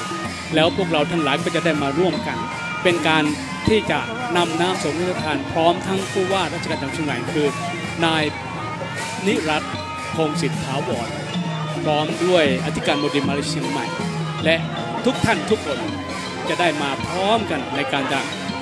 นำน้ำสงฆ์พระราชทานไปสู่วัดพระธาตุดอยสุเทพเป็นลำดับต่อไปฉะนั้นขอให้พวกเราจงมีความสุขให้มากวันนี้ขอให้พวกเราจงมีพลังให้มากวันนี้ขอให้พวกเราทั้งหลายจงเป็นผู้ที่ทำสิ่งที่ใครทำได้ไม่ได้แต่เราทำได้เป็นสิ่งที่ถือว่าสำคัญมากๆกับการมีชีวิตที่ได้มีโอกาสในการได้มาสร้างบารมีธรรมสร้างบารมีบุญสร้างบารมีแห่งการเป็นมนุษย์ที่สุดประเสริฐที่เราได้มาร่วมกันในการที่จะได้น้อมรำลึกถึงซึ่งพระพุทธเจ้าวันวิสาขบูชาตอนนี้ก็พร้อมในด้านผู้ที่จะแสดงก็เจ้าหน้าที่จัดเตรียมเลยอาตมาก็จะได้กล่าวเพื่อจะได้ให้เกิดความพร้อมตรงนี้ไปเพื่อที่จะทำให้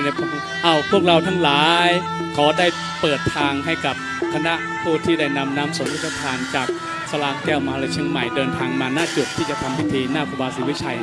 ก็ขอเจริญพรเรียนเชิญพวกท่านนะเจริญพรเรียนเชิญทุกท่านว่าบัดนี้คณะผู้ที่ได้อัญเชิญน้ำสงฆ์พระราชทานจากมหาวิทยาลัยเชียงใหม่นั้นได้มาถึงซึ่งด้านหน้าลานอนุสาวรีย์ครูบาศรีวิชัยก็รอสักครู่หนึ่งเดี๋ยวขบวนช้างของท่านผู้ว่าราชการจังหวัดเชียงใหม่ก็จะเดินทางมาถึงณจุดตรงนี้เมื่อมาถึงเป็นที่เรียบร้อยจากนั้นจะได้เจริญพรเรียนเชิญท่านอาจารย์วันลบนามมพรหมซึ่งจะเป็นพิธีกรในการจะเข้าสู่พิธีการในงานวันวิสาขบูชาในงานประเพณีเตลขึ้นดอยโตยหอยครูบาบูชาพระบรมสารีริกธาตุวัดพระธาตุดอยสุเทพต่อไปฉะนั้นในช่วงเวลานี้ก็ต้องขออนุโมทนาบุญสำหรับคณะผู้ที่ได้นำน้ำสงฆ์พระราชทานจากมหาวิทยาลัยเชียงใหม่เดินทางมาถึงก็ถือว่าพวกเราเป็นผู้ที่สุดยอด สุดยอดในการที่พวกเราทั้งหลายได้มีความศรัทธาได้มีความอดทน ได้มีความศรัทธาได้มีความอดทนและเป็นคนพิเศษในยุคนี้สมัยนี้ถือว่าเป็นสิ่งที่ดีที่สุดกับชีวิตที่พวกเราได้มีอยู่ในตอนนี้ก็ถือว่าพวกเราทั้งหลายณบัดนี้เวลานี้ด้านหน้า ลานอนุสาวรีย์ครูบาศรีวิชัยเต็มไปด้วยมหาชนทั้งหลายผู้ที่มีกายผู้ที่มีใจและผู้ที่มีกำลังในการจะรักษาประเพณีสำคัญของเมืองเชียงใหม่ และเป็นการเทิดทูนเป็นการบูชาบุคคลผู้ยิ่งใหญ่ในทางพระพุทธศาสนานั่นคือองค์พระศาสดาสัมมาสัมพุทธเจ้าเนื่องในวันวิสาขบูชาซึ่งถือว่าปีนี้เป็นปีที่พิเศษมากๆของจังหวัดเชียงใหม่ฉะนั้นแล้วในช่วงระหว่างที่กำลังรอความพร้อมของทุกท่านที่ได้อัญเชิญน้ำสงฆ์พระราชทานจากมหาเชียงใหม่มาถึงลานอนุสาวรีย์ครูบาศรีวิชัยในระหว่างนี้ก็อยากจะให้พวกเราทุกคนนะทั้งที่นั่งรอนั่งคอยทั้งผู้ที่กำลังมาถึงได้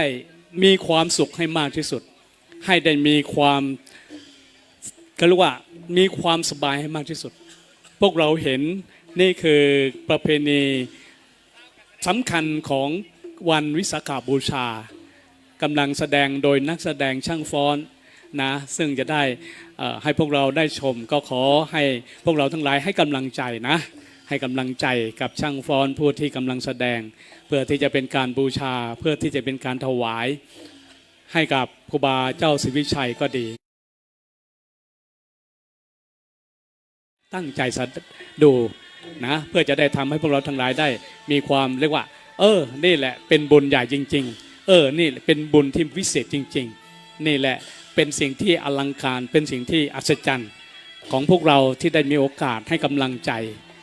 ให้ความดีและให้บารมีกับพวกเราและผู้ที่เขาได้แสดงเป็นความสวยงามเป็นการแสดงการบูชาที่สำคัญของทางเมืองเหนือคือล้านนาไทยโดยช่างฟ้อนผู้ที่ได้เป็นผู้มีจิตอาสาในการจะได้มาบูชาด้วยการฟ้อนบูชาถือว่าเป็นการบูชาที่สูงในทางเมืองเหนือเป็นการบูชาที่สำคัญในทางเมืองเหนือและเป็นการบูชาที่ถือว่าไม่มีที่ไหนในโลกนอกจากที่เชียงใหม่นิยมนะซึ่งบัดนี้ในตอนนี้ท่านเจ้าคุณพระอาจารย์นะเจ้าคุณพระอาจารย์ทิติวรานุกูลท่านก็ได้มาเป็นบุคคลสำคัญมาเป็นผู้สำคัญนะที่พิธีนี้ซึ่งอาจารย์ท่านนี้นี่เป็นบุคคลผู้ที่ทุกอย่างในงานท่านคือผู้ที่ดูแลเนี่ยท่านพระอาจารย์สิทธิวรานุกูลเนี่ยนะท่านเป็นผู้ที่สำคัญมากในงานนี้ฉะนั้นพวกเราทั้งหลายให้กำลังใจท่านนะท่านจะได้เป็นผู้ที่จัดงานนี้ให้เอาพวกเราดูช้าง3เชือกโอ้โหพระอาจารย์ตื่นเต้นมากเห็นช้างมาแล้วนี่แหละโยมเป็นปีที่ยิ่งใหญ่เป็นปีที่สำคัญและเป็นปีที่พิเศษของเมืองเชียงใหม่จริงๆ3เชือกนี่ไม่ใช่เป็นเรื่องง่ายนะโยมที่จะได้มามีโอกาสที่พวกเราจะ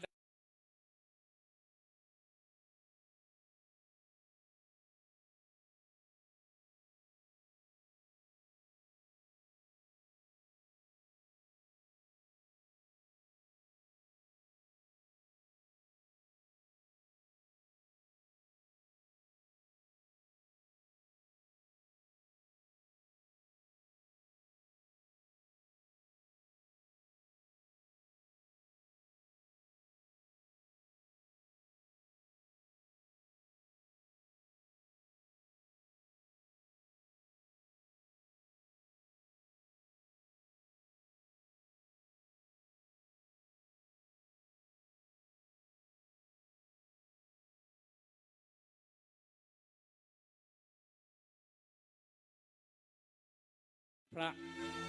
บรมสารีริกธาตุก็ดียังพระพุทธเจ้าก็ดียังครูบาเจ้าศรีวิชัยก็ดีนี่คือบุคคลผู้ที่ถือว่าเราทั้งหลายต้องให้กำลังใจกันเราทั้งหลายต้องให้ความสำคัญต่อกันและก็จะเป็นพิธีสำคัญในอีกไม่กี่นาทีข้างหน้าเดี๋ยวท่านผู้ว่าหลังจากที่ได้ลงจากช้างเสร็จแล้วท่านก็จะได้ประจำที่พอถึงเวลาแล้วก็จะเข้าสู่พิธีของการที่จะเปิดงานนำน้ำสงฆ์พระราชทานขึ้นสู่วัดพระธาตุโดยเฉพาะต่อไปฉะนั้นก็ขอเจริญพรเรียนเชิญผู้ที่เป็นพิธีกรจะได้เข้าสู่พิธีการนะแต่สักครู่ครับเพราะว่าสักครู่หนึ่งโอเคถ้าสักครู่พระอาจารย์พูดต่อกันแล้วกันถ้าสักครู่นะโอเคได้เลยคุณโยม เอาก็พวกเราทั้งหลายที่นั่งอยู่ตรงนี้ และพวกเราทั้งหลายมหาชนทั้งหลายที่เดินผ่านณลานอนุสาวรีย์ครูบาศรีวิชัยตอนนี้อยากจะเชิญชวนพวกเราทั้งหลายได้มาช่วยกันเนาะมาร่วมกันตรงนี้โอเคเนาะถ้าพร้อมแล้วพระอาจารย์ก็ขอมอบให้กับทางฝ่ายพิธีการนำสู่พิธีต่อไปเจริญพรเรียนเชิญครับผมในโอกาสนี้นะครับต้องกราบขอบพระคุณนะครับท่านอาจารย์นะครับที่ได้อธิบายนะครับถึงที่มาที่ไปของการจัดงานในครั้งนี้นะครับและในโอกาสเดียวกันนี้นะครับต้องขอต้อนรับแขกผู้มีเกียรติทุกท่านนะครับเข้าสู่บรรยากาศของพิธีอัญเชิญน้ำสงฆ์พระราชทานสืบสารประเพณีเตียวขึ้นดอยประจำปีพุทธศักราช 2568 นะครับภายใต้โครงการยกระดับการท่องเที่ยวเชียงใหม่ด้วยพลังสร้างสรรค์ซอฟต์พาวเวอร์ครับสู่การท่องเที่ยวมูลค่าสูงกิจกรรมเตียวขึ้นดอยตัวยฮอยครูบาศรีวิชัยนักบุญล้านนานะครับศรัทธาสู่สากลประจำปีงบประมาณพุทธศักราช 2568 ครับซึ่งแขกผู้มีเกียรติครับในตอนนี้ท่านประธานในพิธีนะครับท่านผู้ว่าราชการจังหวัดเชียงใหม่ท่านนิรัตน์พงศ์สิทธิถาวรพร้อมกับภรรยานะครับท่านนายกเหล่ากาชาติจังหวัดเชียงใหม่นะครับท่านกุสุมานพงศ์สิทธิถาวรนะครับได้เคลื่อนขบวนนะครับ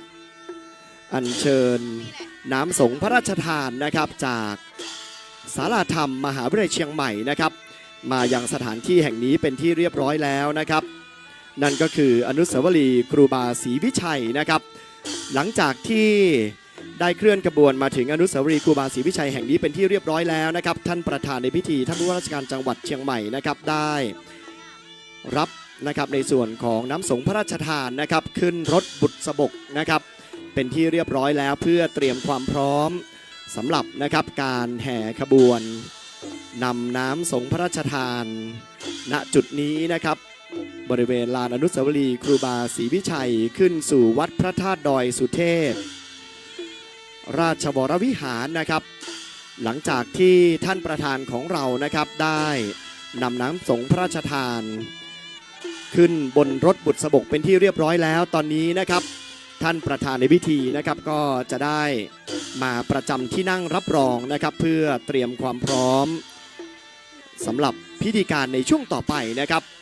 และในโอกาสเดียวกันนี้ก็จะได้เรียนเชิญทุกท่านนะครับจับจองที่นั่งเพื่อเป็นการเตรียมความพร้อมกันก่อนครับถอยมาเลยลูกถอยมา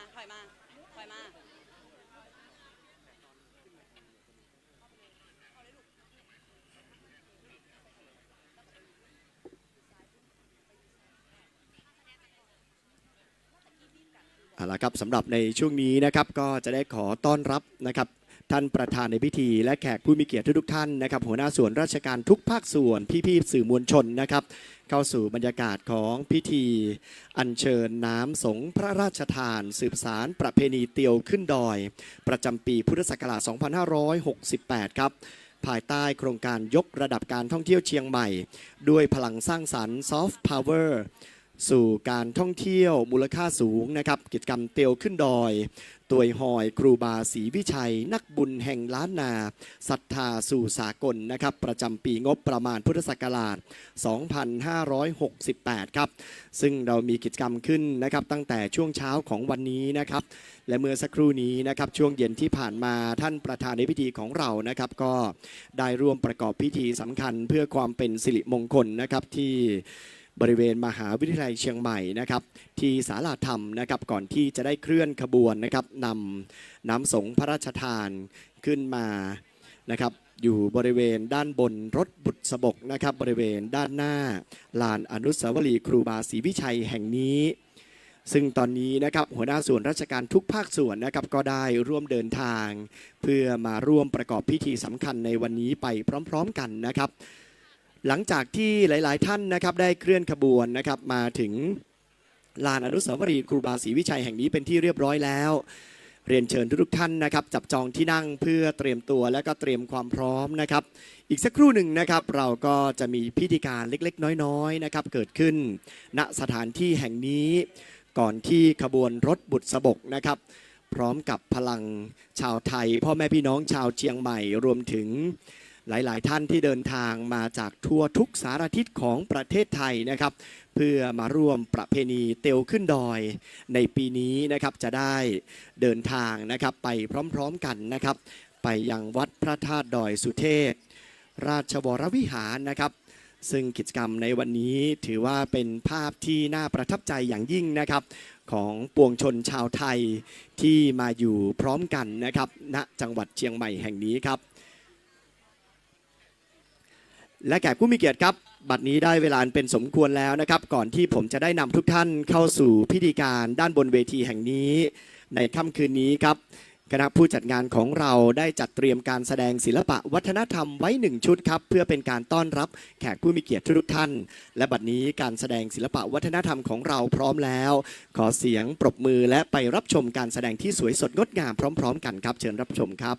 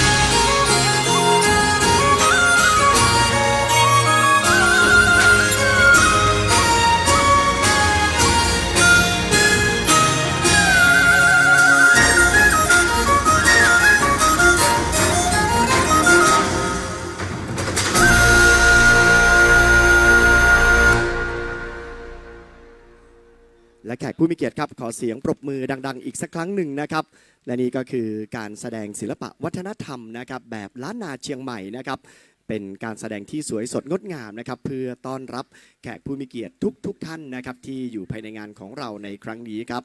เอาละครับหลังจากที่เราได้รับชมการแสดงศิลปะวัฒนธรรมที่สวยสดงดงามเป็นการต้อนรับทุกท่านกันไปเป็นที่เรียบร้อยแล้วบัดนี้นะครับได้เวลาเป็นสมควรที่ผมจะต้องขออนุญาตนำทุกท่านนะครับเข้าสู่พิธีการในลำดับถัดไปนะครับก่อนอื่นเลยจะได้ขอเรียนเชิญท่านประธานในพิธีประธานจัดงานคณะผู้ทรงเกียรตินะครับได้ประกองผ่านดอกไม้เครื่องราชสักการะนะครับเพื่อเตรียมความพร้อมสำหรับการกล่าวยื่นโยงองค์การนะครับผมซึ่งในโอกาสนี้ครับจะได้ขอเรียนเชิญท่านประธานในพิธีท่านผู้ว่าราชการจังหวัดเชียงใหม่นะครับท่านนิรัตน์พงษ์สิทธิถาวรนะครับขอเรียนเชิญนะครับท่านนายกเหล่ากาชาติท่านกุสุมานพงษ์สิทธิถาวรนะครับรวมถึงนะครับจะได้ขอเรียนเชิญนะครับท่านรองนายกองค์การบริหารส่วนจังหวัดเชียงใหม่นะครับท่านธีรพัฒน์ตันพิริยกุลนะครับรวมถึงนะครับท่านรองอธิการบดีมหาวิทยาลัยเชียงใหม่ท่านศาสตราจารย์ปฏิบัติดร.เอกชัยมหาเอกครับรวมถึงท่านวัฒนธรรมนะครับจังหวัดเชียงใหม่ของเรานะครับท่านกรวรรณสุมมาศนะครับได้ให้เกียรตินะครับถือเครื่องราชสักการะนะครับเพื่อเตรียมความพร้อมนะครับสำหรับการกล่าวยื่นโยงองค์การต่อสารูปครูบาเจ้าศรีวิชัยนักบุญแห่งล้านนาไทยนะครับรวมถึงนะ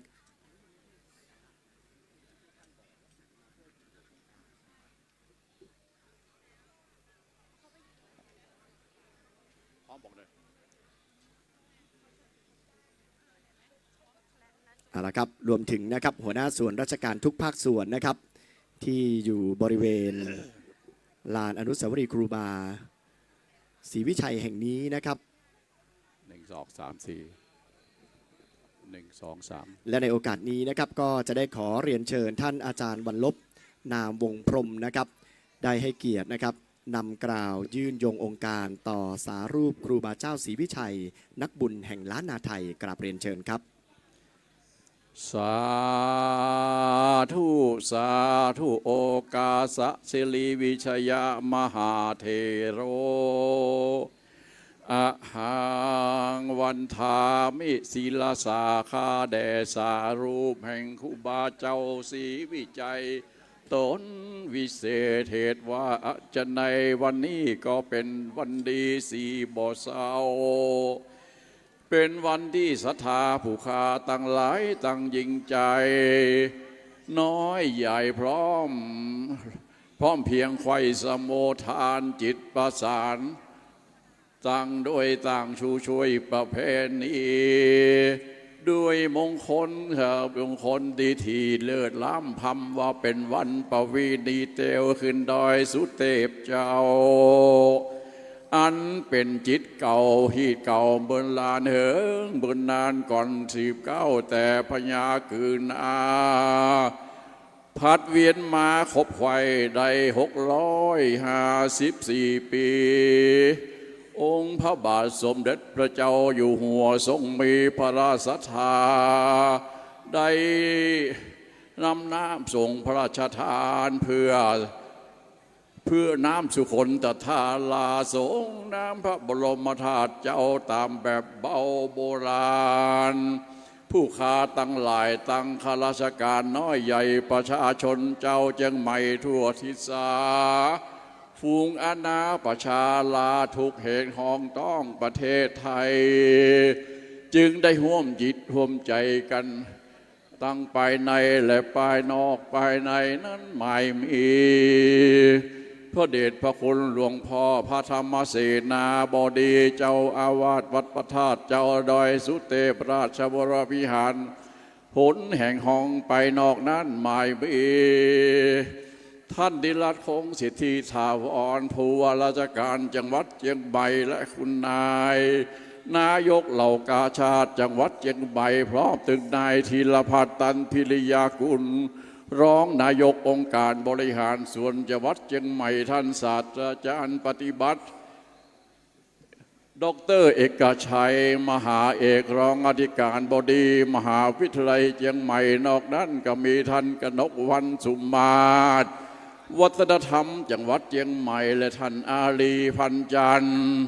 ผู้อำนวยการสำนักงานพระพุทธศาสนาจังหวัดเชียงใหม่และท่านนิมิตพรนิมิตปลัดเทศบาลเมืองสุเทพ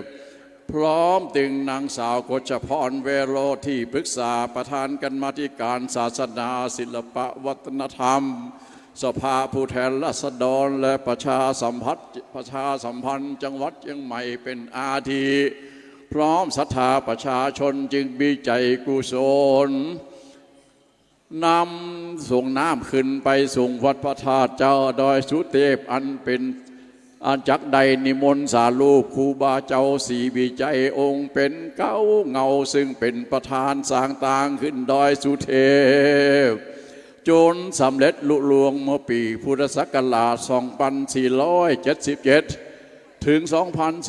2478 นั่นนาจะให้เวลา5 เดือนกับ22 วันได้มักคาใหญ่กว้างคนและรถดูต่างเตียวดูต่างไปมาสำเร็จสมภาถนาตั้งแต่ครั้งนั้นตลาดแห่งนั้นปัจจุบันขอนิมนต์สารูปเจ้าครูบาเจ้าศรีวิจัยอันศักดิ์สิทธิ์ตนวิเศษขอน้อมเกาเกตวันชาขอมีธรรมเมตตาไต่เต้านำผู้ขาทั้งหลายนี่เล่าขึ้นดอยสุเทพเพื่อรักษาจารีตประเวณีเพื่อให้เดินไต่โดยสวัสดีดีบ่มีอุทวะอันตรายประการใดกายะตัวเลวจีตัวเลมโนตัวเลสันติจะโตสังอสันติจะโตสังอติตะโตสังปัจจุปนาโตสังอนาคตะโตสังอโหสิกรรมังโตสังสิริวิชยามหาเทลังนิมันตนังยาจามิทุกท่านวันตาหน่อยนะครับวันตามิพันเตสะปังอาปาลาทังขมาธรรมเมพันเตมายังกตังปุญญังสามินาอนุโมติตาปังสามินากตังปุญญังไมหังตาตาปังสาธุสาธุอนุโมทามิครับผมในโอกาสนี้นะครับต้องกราบขอบพระคุณอาจารย์วรรลบนามวงพรหมนะครับที่ได้ให้เกียรติประกอบพิธีนะครับในช่วงสำคัญในช่วงนี้และแขกผู้มีเกียรติครับลำดับต่อไปนะครับก็จะเป็นช่วงพิธีการด้านบนเวทีของเราแห่งนี้นะครับหลังจากที่ท่านประธานในพิธีพร้อมกับคณะนะครับได้นำพานดอกไม้ถวายครูบาเจ้าศรีวิชัยเป็นที่เรียบร้อยแล้วนะครับในลำดับถัดไปนะครับผมจะได้กราบเรียนเชิญนะครับท่านประธานในพิธีท่านผู้ว่าราชการจังหวัดเชียงใหม่นะครับได้เกียรติขึ้นมาบริเวณด้านบนเวทีเพื่อรับฟังคำกล่าวรายงานนะครับพร้อมกับกล่าวเปิดงานอย่างเป็นทางการขอเสียงปรบมือนะครับเพื่อเป็นการต้อนรับท่านนิรัตพงศ์สิทธิถาวรครับกราบเรียนเชิญท่านครับและเช่นเดียวกันในโอกาสเดียวกันนี้นะครับจะได้ขอเรียนเชิญประธานจัดงานท่านรองนายกองค์การบริหารส่วนจังหวัดเชียงใหม่ครับได้เกียรติขึ้นมาด้านบนเวทีครับเพื่อกล่าวรายงานวัตถุประสงค์ของการจัดงานในครั้งนี้ต่อท่านประธานในพิธีขอเสียงปรบมือครับเพื่อเป็นการต้อนรับท่านธีรพัฒน์ตันพิริยกุลครับ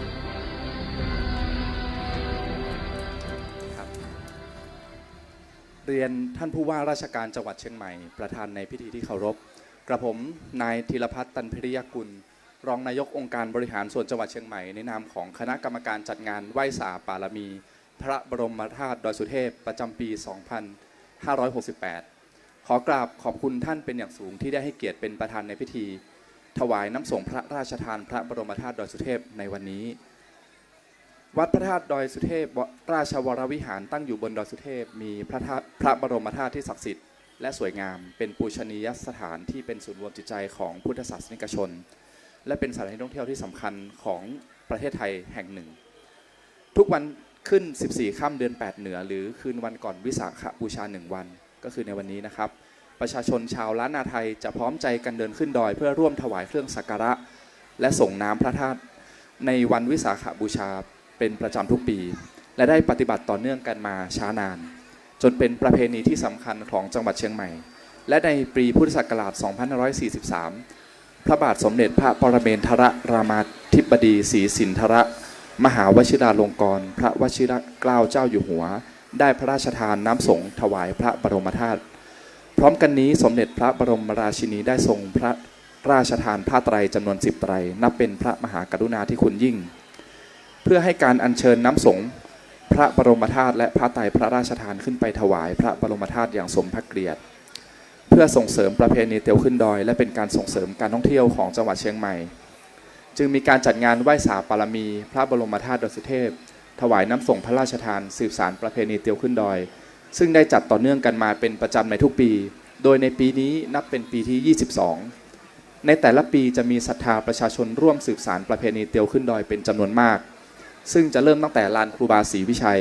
ขึ้นไปยังวัดพระธาตุดอยสุเทพรวมระยะทางประมาณ11 กิโลเมตรดังนั้นคณะผู้จัดงานจึงได้กำหนดจุดบริการประชาชนไว้จำนวน14 จุดพร้อมกันนี้คณะผู้จัดงานได้นิมนต์พระสงฆ์จากวัดต่างๆอยู่ประจำแต่ละจุดเพื่อเจริญพุทธมนต์แก่ประชาชนที่มาร่วมงานและจัดให้มีบุคลากรทางการแพทย์จากโรงพยาบาลต่างๆไว้บริการและอำนวยความสะดวกโดยขบวนแห่เครื่องสักการะอัญเชิญน้ำสงฆ์พระราชทานจะถึงวัดพระธาตุดอยสุเทพก่อนฟ้าสางในเช้าวันพรุ่งนี้อันเป็นวันวิสาขบูชาและในเวลาประมาณ 6:30 นาทีทุกคนจะพร้อมใจกันทำบุญตักบาตรพระสงฆ์สามเณรเพื่อถวายเป็นพระราชกุศลและในเวลา 14:30 นาทีจะมีพิธีถวายน้ำสงฆ์และผ้าไตรพระราชทานณวัดพระธาตุดอยสุเทพราชวรวิหารกระผมขอขอบคุณคณะสงฆ์หน่วยงานสถาบันองค์กรตลอดจนบริษัทห้างร้านประชาชนทั่วไปที่ได้ร่วมกันจัดโรงทานและน้ำดื่มบริการตลอดเส้นทางรวมทั้งเจ้าหน้าที่ตำรวจแพทย์จากโรงพยาบาลต่างๆบุคลากรการแพทย์อาสาสมัครเจ้าหน้าที่สื่อมวลชนทุกแขนงและก็สถาบันองค์กรอื่นๆที่ไม่ได้กล่าวถึงในที่นี้นะครับที่ได้ให้การสนับสนุนงานไหว้สาปารมีและส่งน้ำพระบรมธาตุดอยสุเทพและได้ร่วมกันรักษาประเพณีอันดีงามมาโดยตลอดบัดนี้ได้เวลาอันเป็นมงคลแล้วกระผมขอกราบเรียนเชิญท่านได้เป็นประธานประกอบพิธีถวายน้ำสงฆ์พระราชทานพระบรมธาตุดอยสุเทพประจำปีพุทธศักราช 2568 และขอกราบเรียนเชิญท่านขึ้นนั่งบนรถบุษบกเพื่ออัญเชิญน้ำสงฆ์พระราชทานตามลำดับต่อไปครับนมัสการพระเถรานุเถระและพระคุณเจ้าทุกรูปเรียนท่านคณะกรรมการจัดงานพี่น้องพุทธศาสนิกชนและท่านผู้มีเกียรติทุกท่านครับผมรู้สึกเป็นสุขใจเป็นอย่างยิ่งที่ได้มาทำหน้าที่ประธานในพิธีเปิดงานไหว้สาปารมีอัญเชิญน้ำสงฆ์พระราชทานพร้อมทั้งผ้าไตรพระราชทานและเครื่องสักการะบูชาขึ้นไปถวายณพระบรมธาตุดอยสุเทพตามประเพณีเตียวขึ้นดอยในวันนี้ประเพณีเตียวขึ้นดอยมีมาช้านานตั้งแต่ครั้งอดีตที่ยังไม่มีถนนเหมือนในปัจจุบันเราก็ต้องเดินลัดเลาะขึ้นไปตามเส้นทางธรรมชาติผ่านลำห้วยและสภาพป่าที่รกทึบและสูงชันแต่ด้วยความศรัทธาที่พุทธศาสนิกชนมีต่อพระบรมธาตุดอยสุเทพก็ไม่ได้ทำให้พุทธศาสนิกชนมีความย่อท้อแต่ประการใดนับตั้งแต่ปีพุทธศักราช 2477 เป็นต้นมาด้วยบุญบารมีของครูบาเจ้าศรีวิชัยนักบุญแห่งร้านนาไทยผู้เริ่มดำเนินการสร้างถนนขึ้นสู่วัดพระธาตุดอยสุเทพราชวรวิหารความยาว11 กิโลเมตรเศษใช้เวลาเพียง5 เดือนกับอีก22 วันด้วยอุปกรณ์ในการสร้างที่มีเพียงจอบและเสียมเท่านั้นมาบัดนี้พี่น้องชาวไทยทุกท่านก็ยังได้ตระหนักถึงความสำคัญของประเพณีเตียวขึ้นดอยจึงได้มาร่วมกันร่วมขบวนแห่อัญเชิญน้ำสงฆ์พระราชทานอย่างมากมายเหมือนทุกปีที่ผ่านมากับผมขอแสดงความชื่นชมในแรงศรัทธาของพวกเราทุกท่านที่ได้ร่วมกันรักษาประเพณีเตียวขึ้นดอยและได้ร่วมกันสักการะพระบรมธาตุดอยสุเทพเพื่อถวายเป็นพุทธบูชาในครั้งนี้ผมขออาราธนาสิ่งศักดิ์สิทธิ์ทั้งหลาย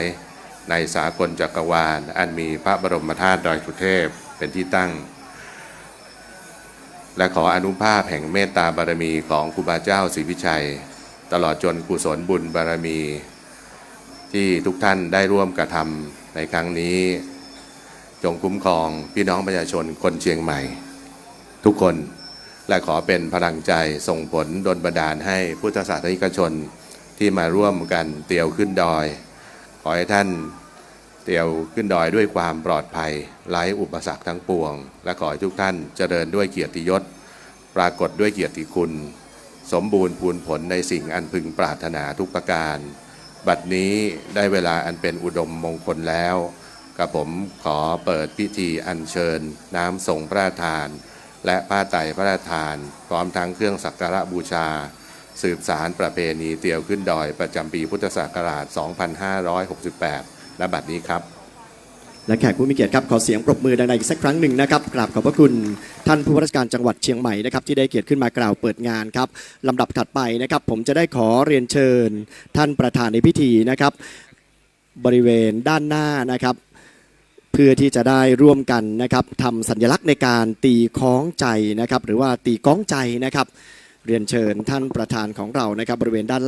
นหน้านะครับลานอนุสาวรีย์ครูบาศรีวิชัยนะครับรวมถึงขอเรียนเชิญครับท่านรองนายกองค์การบริหารส่วนจังหวัดเชียงใหม่นะครับพร้อมกับนะครับ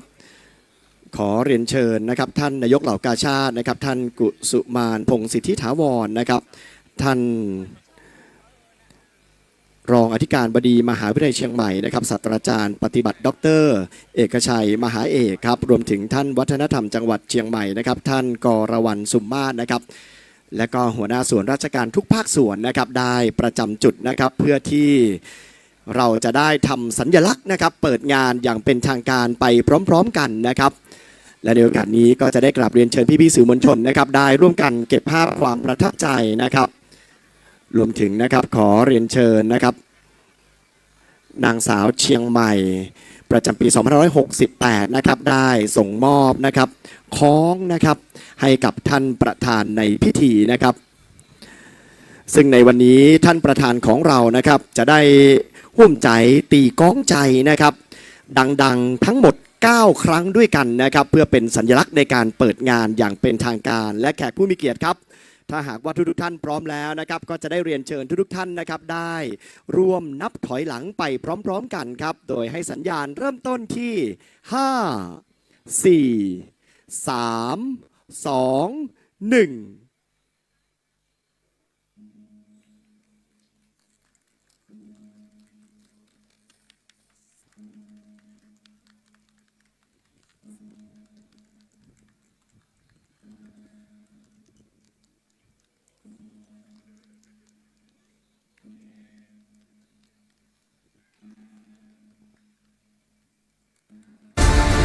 และขอเสียงปรบมือดังๆอีกสักครั้งหนึ่งนะครับสำหรับพิธีเปิดงานของเราในครั้งนี้พิธีอัญเชิญน้ำสงฆ์พระราชทานสืบสารประเพณีเตียวขึ้นดอยประจำปี 2568 เตียวขึ้นดอยตวยหอยครูบาศรีวิชัยนักบุญแห่งล้านนาศรัทธาสู่สากลครับและขอเสียงปรบมือดังๆอีกสักครั้งหนึ่งนะครับในการนี้ต้องกราบขอบพระคุณท่านประธานในพิธีนะครับ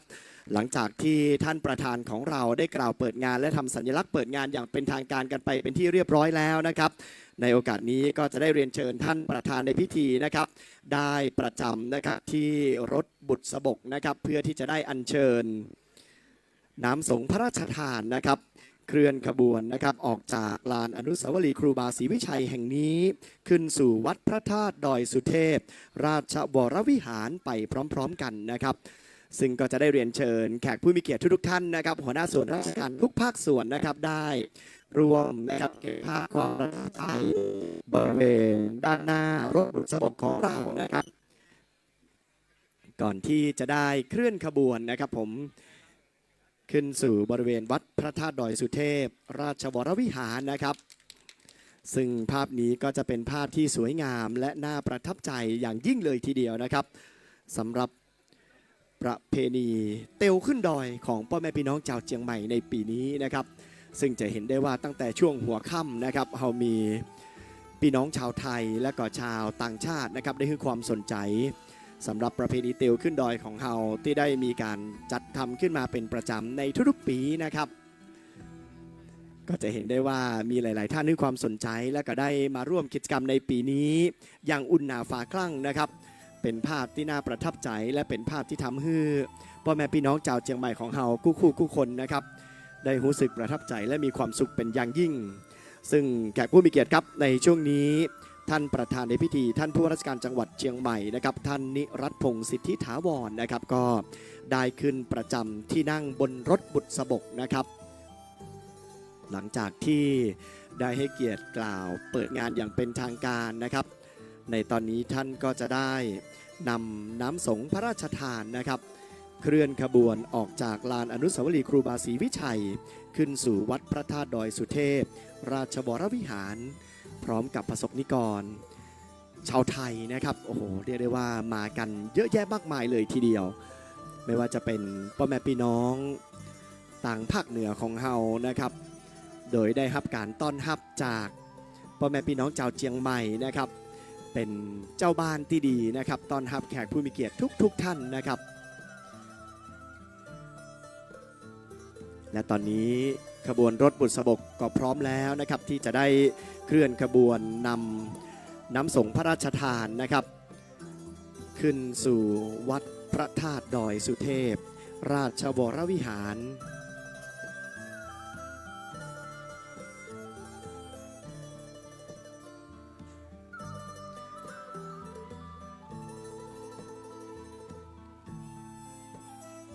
เอาล่ะครับผมตอนนี้พี่ๆสื่อมวลชนได้เก็บภาพความประทับใจกันก่อนนะครับ